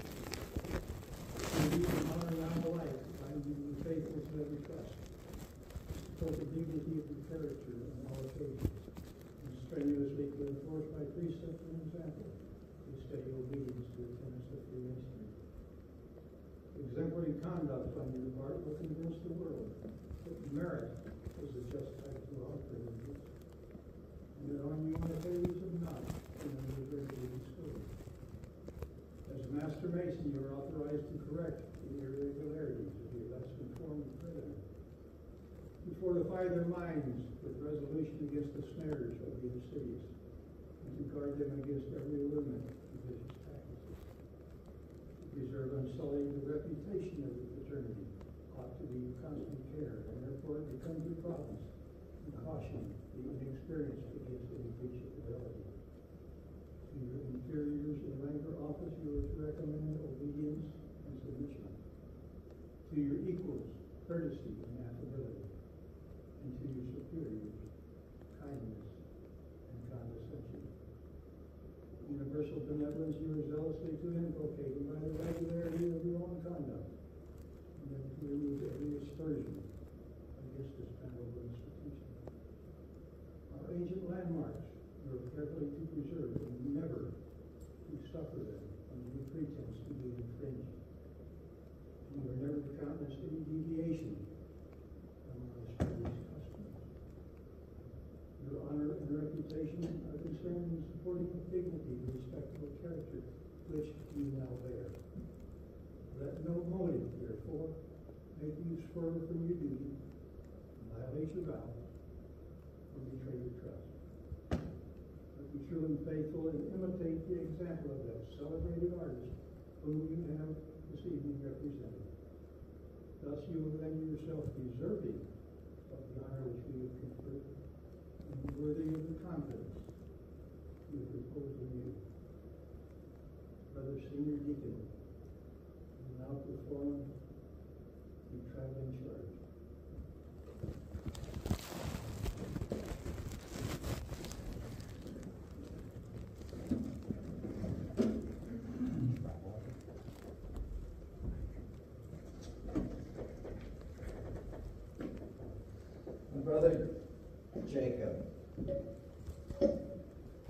particular reason you have chosen to become a member of this brethren of the Lord is only known to yourself. It must have been the prompting of vital curiosity, without being true. Now, we will satisfy. It must have been because of a relative or a close friend, Mr. Mason, and has expressed the desires for you to become one too, and follow in their footsteps. That being true, it is not only an honor to yourself, but an honor to fraternity as well. For my brother, in Mason's lodge with darkened eyes, with fable tale about me, I swear to hail all districts that Masons prize and Masons keep. All secrets whispered low, all words they speak, all things they do, in the satanic copy. On yonder book, that oath I took, will I break it? Never. Stand by this, and this, and this, forever and forever. I swore to answer and obey all summons sent me duly, by brother's hand or lodge array. I swear I'll never stray from the ancient laws and rules that bound Freemason in days to now, but will observe them truly. On yonder book, that oath I took, will I break them? Never. But stand by this, and this, and this, forever and forever. I swear to lead with generous care all those in sorrow hidden, a brother on a darkened square, the mourners with disheveled hair, the orphans doomed, alas, to stray, upon a rough and rugged way, while tears gush forth unbidden. And guess what? On yonder book, that oath I took. Will I break them? Never. Stand by this, and this, and this, forever and forever. I swear to deal in honesty with each true heart around me, that honor right should ever be. Unbroken bond to win him or me.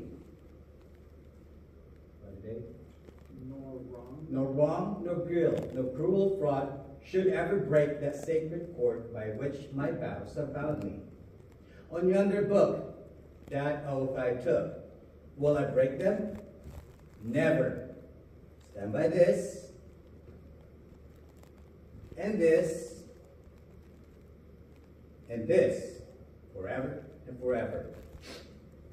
I swore the portals close to guard of the Masonic temple, to rid the quarries of their love, to build each mystic walls across, with body perfect, upright heart, and mind mature in moral arts, in precepts and in examples. Guess what? On yonder book, that oath I took. Will I break it? Never. Stand by this, and this, and this, forever and forever. I swore to chastity close to God, of Mason's widow, wife or child, his mother or sister undefiled. To them I pledge a brother's love. By him who rules the lodge above, to be a true defender. On yonder book, that oath I took, will I break it? Never. Stand by this, and this, and this. My brother Jacob, these are your vows.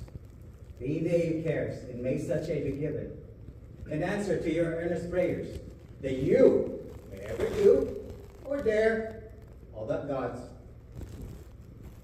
gracious laws enjoin, so that when evening shades decline, you may be found in heaven. Say with me, on yonder book, that oath I took, will I break them? Never. Stand by this, and this, and this, forever. Congratulations.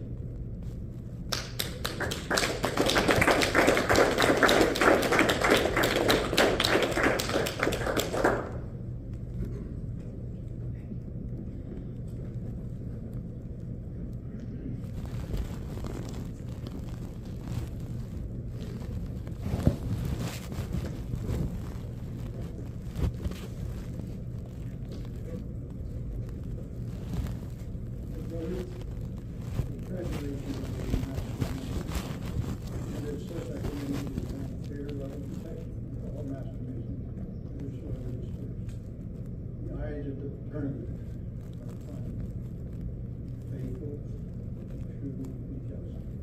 Convince the whole world of becoming a master mason. You will become a better man. Maintain and treat you that goodness of heart, love of virtue, and the courage and intention which we think you now possess, and which the spotless vestment with which you are girded is at once the emblem, badge, and reward. Nothing now remains to constitute you a member of Glory Lodge number 31, free and accepted Mason, State of Arizona. You inherit the Secretary's station, and sign the bylaws. The subject to you is burden and responsibility.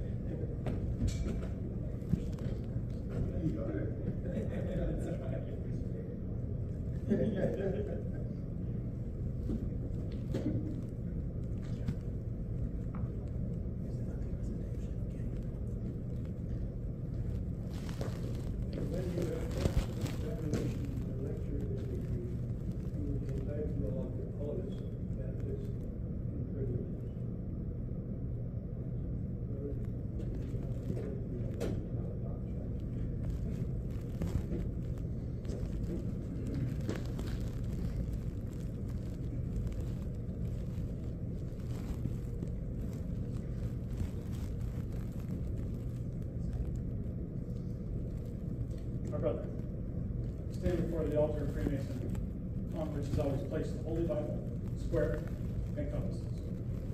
The greatest of these is the Holy Bible, it being God's inestimable gift to man as a rule and guide of his faith, and upon it all regular Masons. You will notice that the area between the altar and the master's pedestal is never violated, except during the ceremonies of your initiation. This is to signify that no man can have the wisdom to rule and govern his lodge unless the light which emanates from this great book shines upon him without blemish. Bell box. And the honorable furniture worthy of a place upon the altar. It is by use of the ballot box that members of the Masonic fraternity determine who shall be their brothers. Balloting is a serious duty, one that you should learn to do with absolute correctness and complete understanding. Balloting is done by approaching the altar, giving the due guard and sign of the appropriate degree, by selecting a white ball or a black cube, pushing it through an aperture, whence it will fall into a secret compartment. Thus you are reminded to make known or to discuss your ballot as a Masonic. The ballot box is not a place to exercise any personal quarrel, a petty grudge, or private pique. You alone determine the qualifications of the candidate. Bearing in mind that the Masonic fraternity is not an institution to make inferior men good, rather, an institution to make good men better. Should there be any doubt in your mind regarding the qualifications of the candidate, you will give your lodge the benefit of the doubt.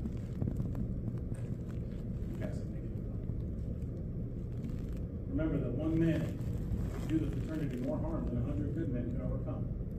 So cast your ballot without fear, favor, or prejudice. Remember that white balls are left. And all it takes is one black ball, Q, to reject. Look well to your ballot. Vote for the good news.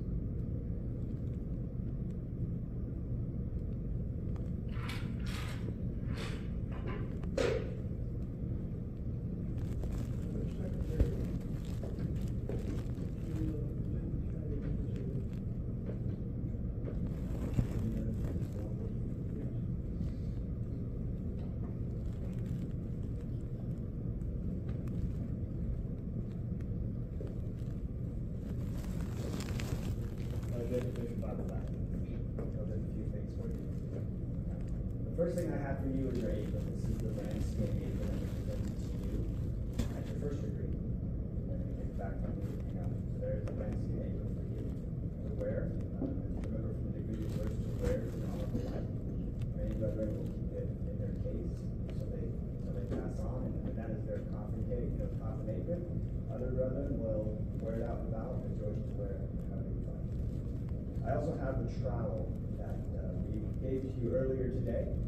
To remind you how to use this, we'll give you those instructions, and then you get back to me. I'll give it back to you. That is yours. And then lastly, is your Masonic patent that has all of your initiated past and grade dates on it, and the officer's signatures from today. That's all I've got for you. All I've got for you.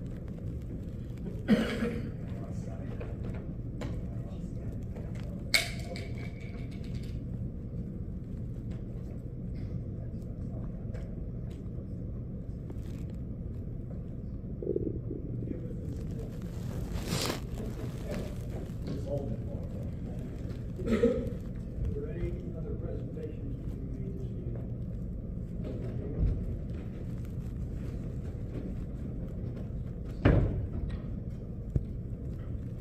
This is something that each of our family has been doing. Last night I knelt where Hiram knelt and took an obligation. Today I'm closer to my God, and I'm a master mason. Though heretofore my fellow man seemed each one like the other, today I search each one apart. I'm looking for my brother. And as I feel his friendly grip, it fills my heart with pride. I know that while I'm on the square, that he is on my side. His footsteps on my errand go. If he should such require, his prayers will plead on my behalf, if I should so desire. My words are safe within his breast, as though within my own. His hand forever at my back, to help me safely home. Good counsel whispers in my ear, and warns of any danger. My square and compass, brother now, who once would call me stranger.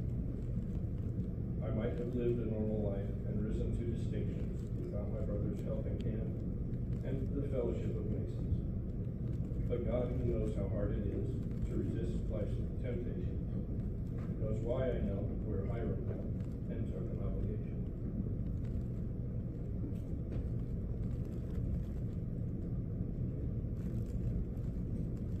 Any more presentations?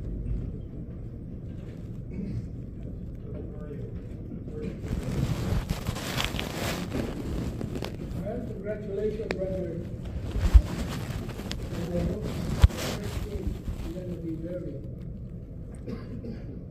being master mason. Congratulations.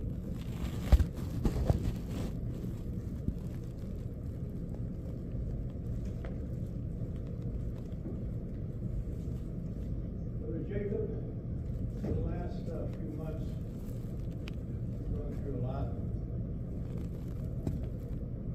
This time, is there anything you'd like to say? You're on deck. I'd like to thank all the brothers here at this lodge. From day one, meeting every one of you, I felt something special, more so than just being a stranger. And I'm just looking forward to getting to know all of you better. Thank you to my Kerback clan for all the support through this time. And hope I made you proud. And let's keep going.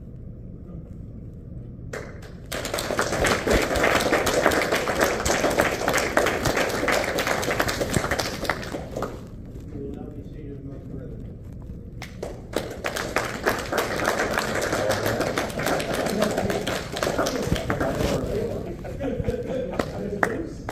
You're welcome.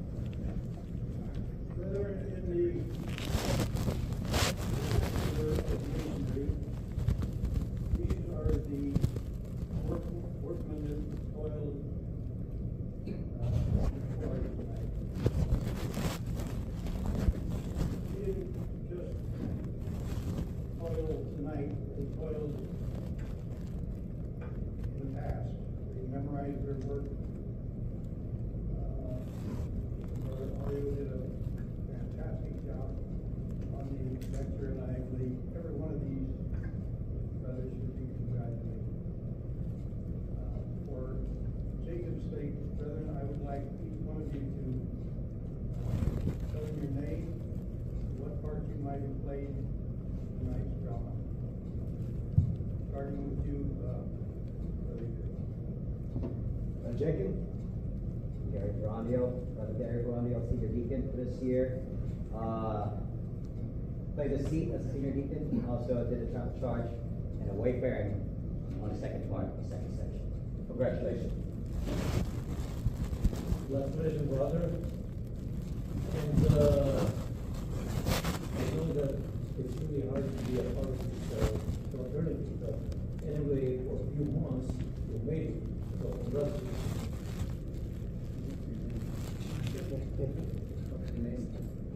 My name is Monty. And the Marshal of the Lot.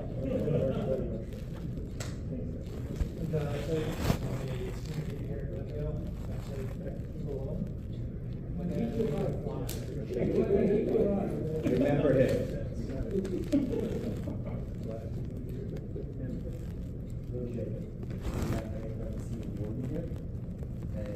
I played the third photograph. Jacob, was mostly senior deacon here a lot. First on the graduate, the man in the seats of Master Mason. Hello, Jacob. I'm a ritual master of Glendale 23, and I play fire mechanic tire in the funny suit. And so you do the belt box. Right. Russ Nichols, Telegraph 1, and the senior deacon in the second section.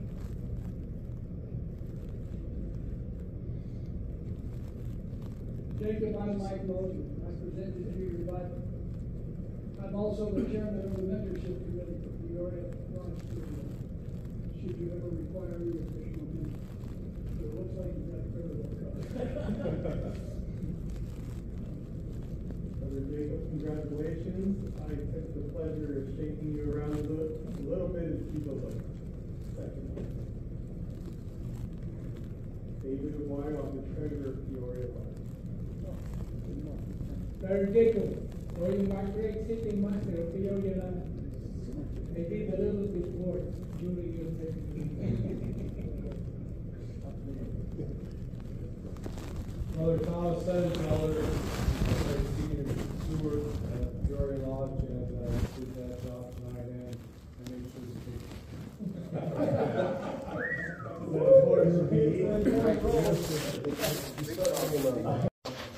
That's the name.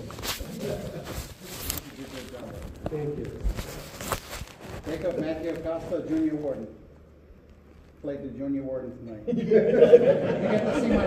get to see my second go around in a minute. Junior Warden. Yeah, yes, that's all he asked for. Thank you all for being working in the party. And the other reason is so that when Jacob sees you, he'll put the name together with what you did to raise him to sublime degree of mastery. And once in a lifetime.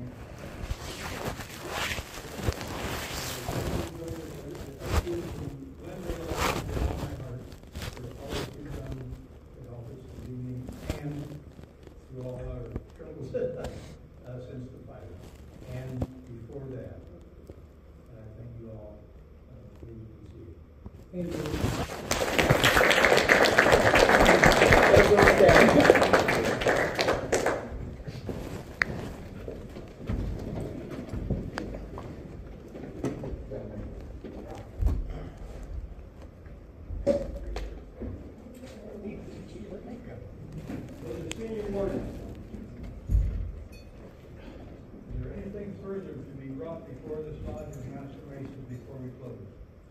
You think, worshipful, first of all, congratulations, Brother Jacob, being a Master Mason. Also, I would like to thank from the bottom of my heart for the Glendale Lodge for accepting us to be here to do the third degree, and the people who prepared the food. It's fantastic. And also, as you know, I've been living for 50 days this coming of January 25th, and I'll be back March 15th. For my long vacation, my senior warden and everybody will try to help to put the degree together and what's the schedule coming up. And I can be reached on my email and text or messenger in case you really need to get in touch with me. Again, thank you, Worshipful. You did a very great job. And I'm so proud to all officers. They did magnificent job. This is our first month of this year, and the practice really helped. Thank you very, very much. Anything in the South? I'd like to thank Glendale and everybody else who stepped up to help us out with this degree and for having us. The food was delicious. We really appreciate you guys helping us out and having us in your lodge tonight. And I'd like to congratulate you, Jacob. Look forward to hearing your proficiency. I was part of this proficiency board for the second degree, and it was spot on, so I'm excited to hear the third degree proficiency. That's all works for. Anything on your table, buddy? No, so I already communicated with Jacob when he was at my desk when he meet you. However, I do want to add one thing. I know we thanked a lot of the brethren from Glendale for their participation, and we had a lot of help. I want to point out one brother specifically, Matt Baker, because Matt Baker was hanging around my desk when we started that second section, and I said, Matt, I don't know if we have a third fellow back. It hasn't been communicated to you. And he said, well, nobody asked me. And I said, well, I'm not asking you. I'm not really asking either, but you might be needed. And sure enough, we didn't have a third fellow captain, and at the moment, he literally jumped up and got in there and did an excellent job. So I think he deserves a round of applause for that.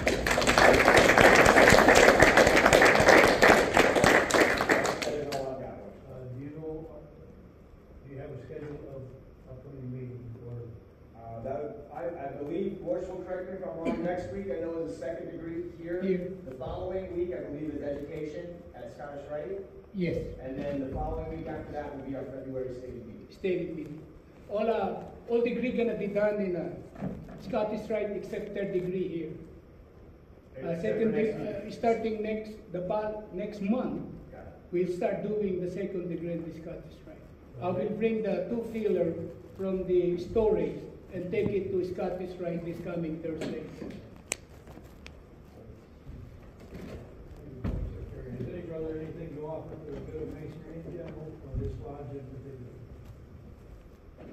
Worship and Master, on our calendar for this Saturday, I believe we have ritual club meeting. Is that still on that?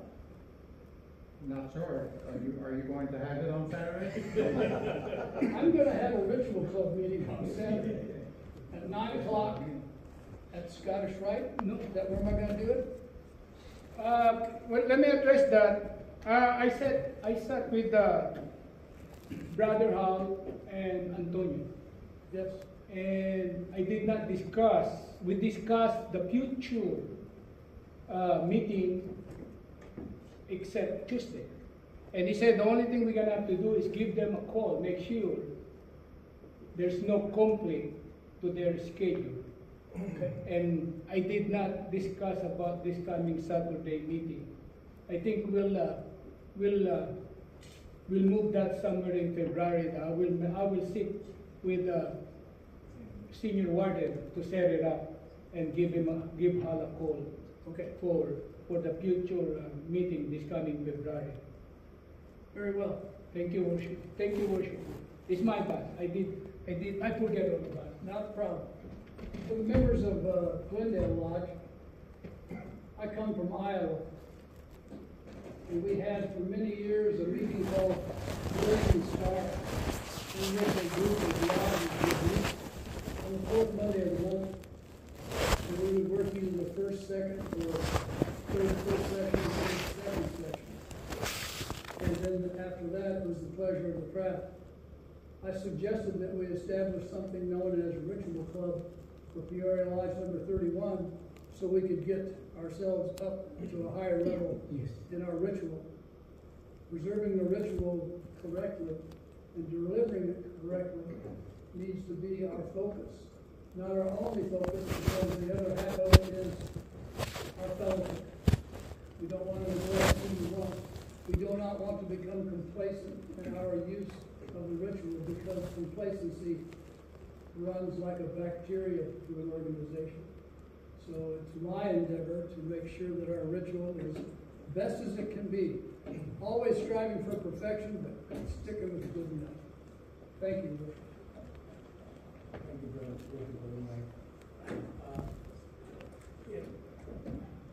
In case any of you wonder why I use a study hall as a gavel tonight, my youngest son, Jamie over there, gave me this a couple of years ago, and I don't know where he found it, but every once in a while he comes with something, comes over to the house with something Masonic and says, "Here, Dad."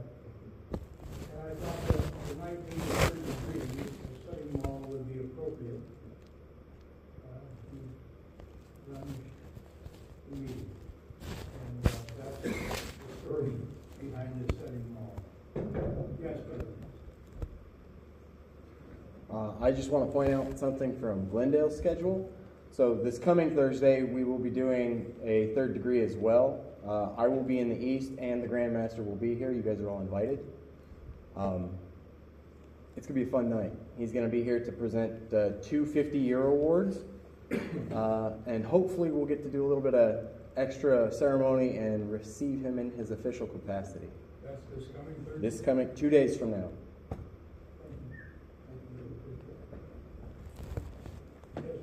Ritual manager, brother. Congratulations, Brother Jacob. You're invited to the third degree 2 nights from now. You wonder what the heck we were doing? It's a good chance to see the other side. Spreading the cement of brotherly love is my mission. I really, truly appreciate everybody that came here tonight. It means a lot to me. It means a lot for my lodge officers to come here tonight and participate in the degree. And I love it when I see lodges come together and do stuff like this. I really appreciate it, everybody. Thank you.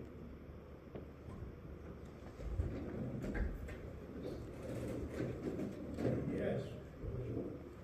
Ritual Master, hopefully you enjoyed it tonight. And next Tuesday, the Rainbow Girls will be cooking dinner for the lodge. So I don't know if any of your people here realize that Glendale is an eating lodge, and we always, I repeat, always have food for a degree. Sure. Always. That'll be a week from tonight? Yes, Worshipful, next Tuesday. I'd like to congratulate and welcome Jacob. I'd like to thank everybody for what they did tonight. And I'd like to recognize Worshipful, who, unless my son moves back to Phoenix, this may be the last time we can meet. I'd like to recognize him for all his hard work and the legacy he leaves.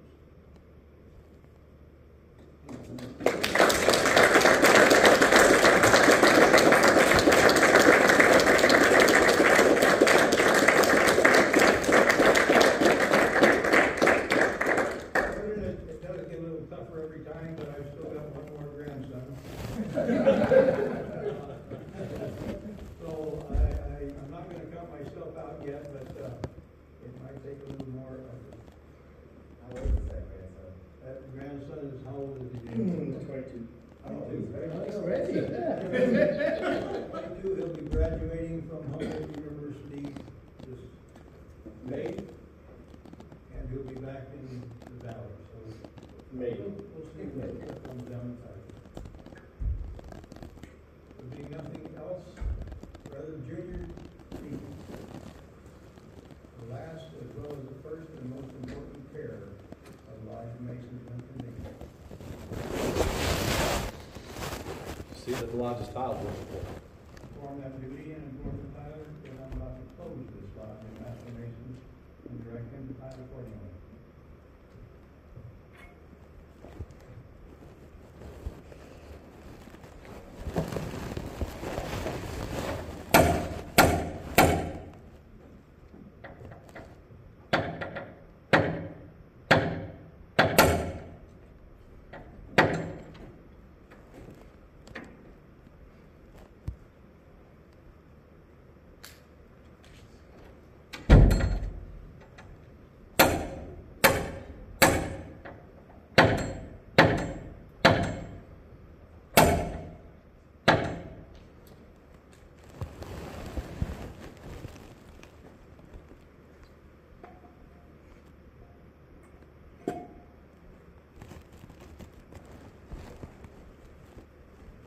Worshipful, the lodge is tiled.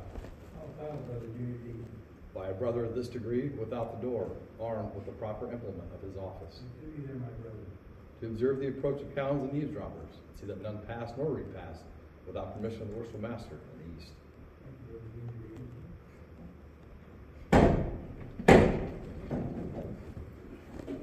Brother Senior Warden, at the opening of this lodge, you informed me that you were a master mason, within the body of the just and legally constituted lodge of master mason. How many composed at the lodge? Three or more. Three or more, worshipful. But three, of whom does it consist? Of the worshipful master, senior and junior warden. The junior warden station. In the south, worshipful. Duty in the south, for the junior warden. As the sun in the south at meridian height is the beauty and glory of the day, so stands the junior warden in the south, the better to observe the time. To call a craft from labor to refreshment, and refreshment to labor again, at the will and pleasure of the Lord. In the west.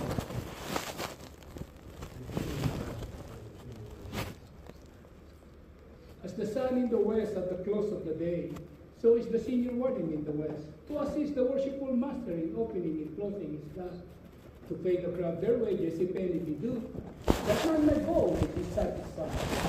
Harmony brings the strength and support of all society, especially of ours. Station of the worshipful master. In the east.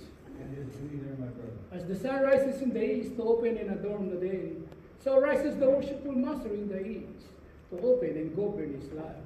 In due time to set the crop at work and give them necessary instruction, whereby they may pursue their labor.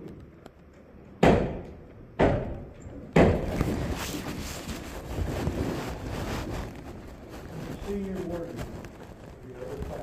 I have Whence and where? from west to east and east to west again. What were you in search? What it was lost. What you live, my brother? The secret of Master Mason. Have you those secrets? I have them not, but I have the certitude, therefore, in the opening of this lodge, which accompanied by his dugan and sign, was by your order to be sent to the east through the deacon only. The senior warden, it is my will and pleasure that the substitute for the ancient master's word be sent down to the west. Brother deacons, attend the east.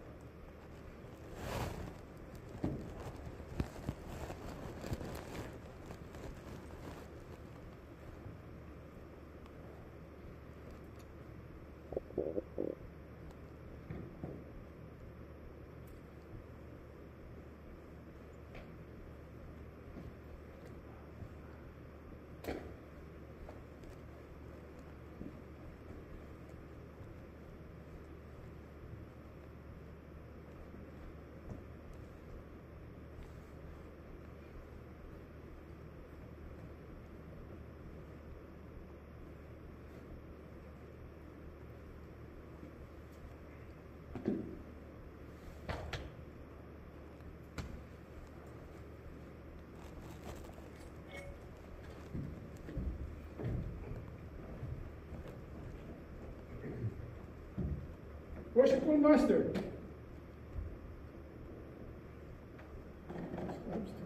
the substitute for the ancient award accompanied by slogan and sign has come down to the west to the deacon correctly. It is therefore safely deposited until it called for. Brother, before we close, I've got one little story I got to share with you about Jacob.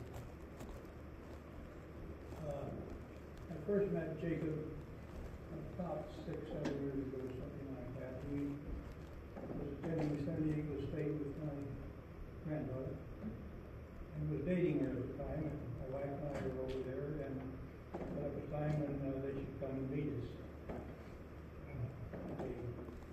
Spaghetti restaurant beach parlor down on Harbor Drive,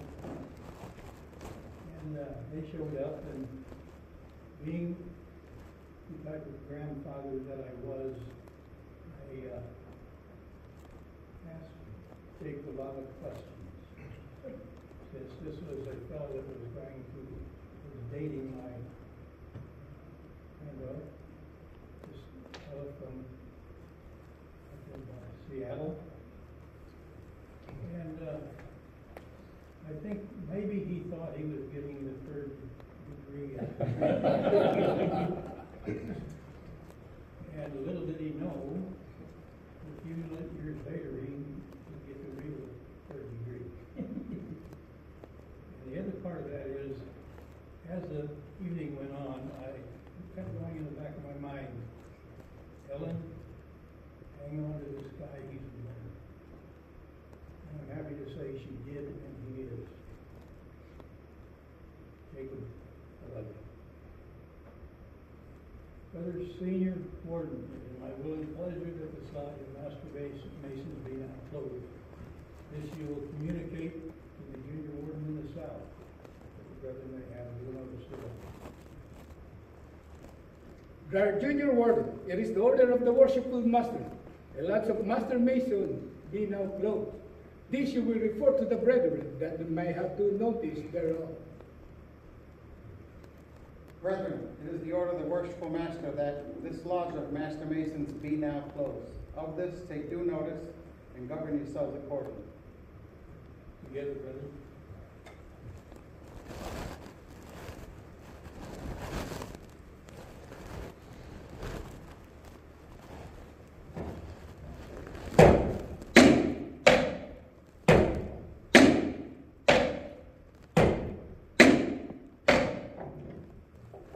Supreme Grand Master, ruler of heaven and earth, now that we are about to separate and return to our respective places of abode, wilt thou be pleased so to influence our hearts and minds that we may each one of us practice out of the lodge those great moral duties which are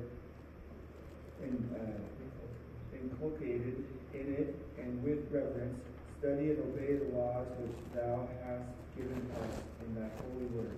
Amen. So be. Senior Warden, how should Masons meet? At the level, Worshipful. I'll act for the Junior Warden. By the plumb, Worshipful. In part, my brethren, plumb square. So should we ever meet, act, and part. May the blessings of heaven rest upon us and all the regular nations. May brotherly love prevail in every moral and social virtue. Cement us. Amen. So be. So the deacons attend at the altar.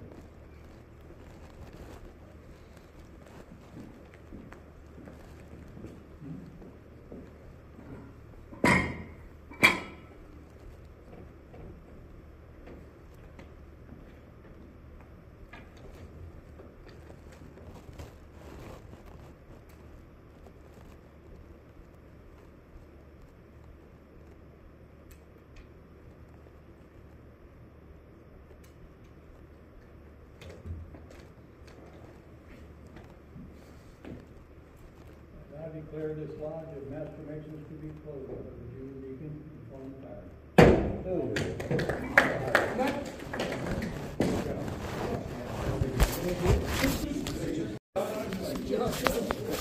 shared transfer from my time. That's okay.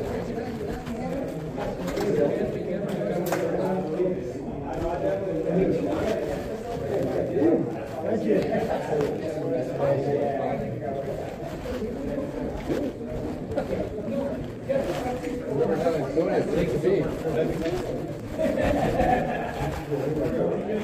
Oh, really?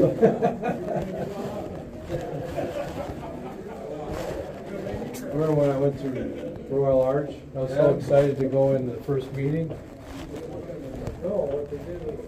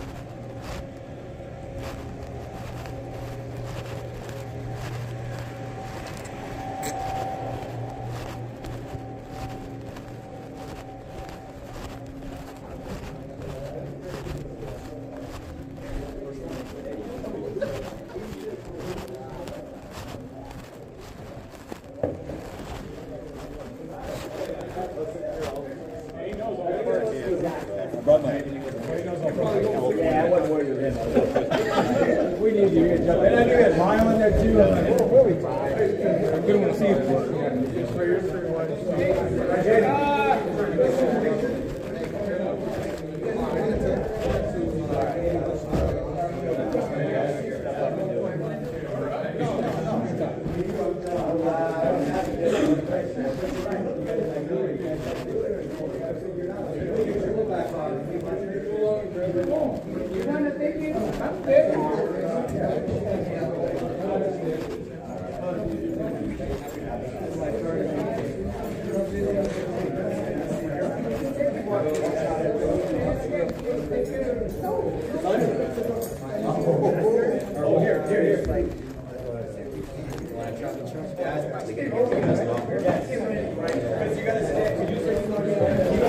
Yes, thank you for having me. It's good to be here. Tuesday we'll be here, I guess. Yeah. All right, have a good one.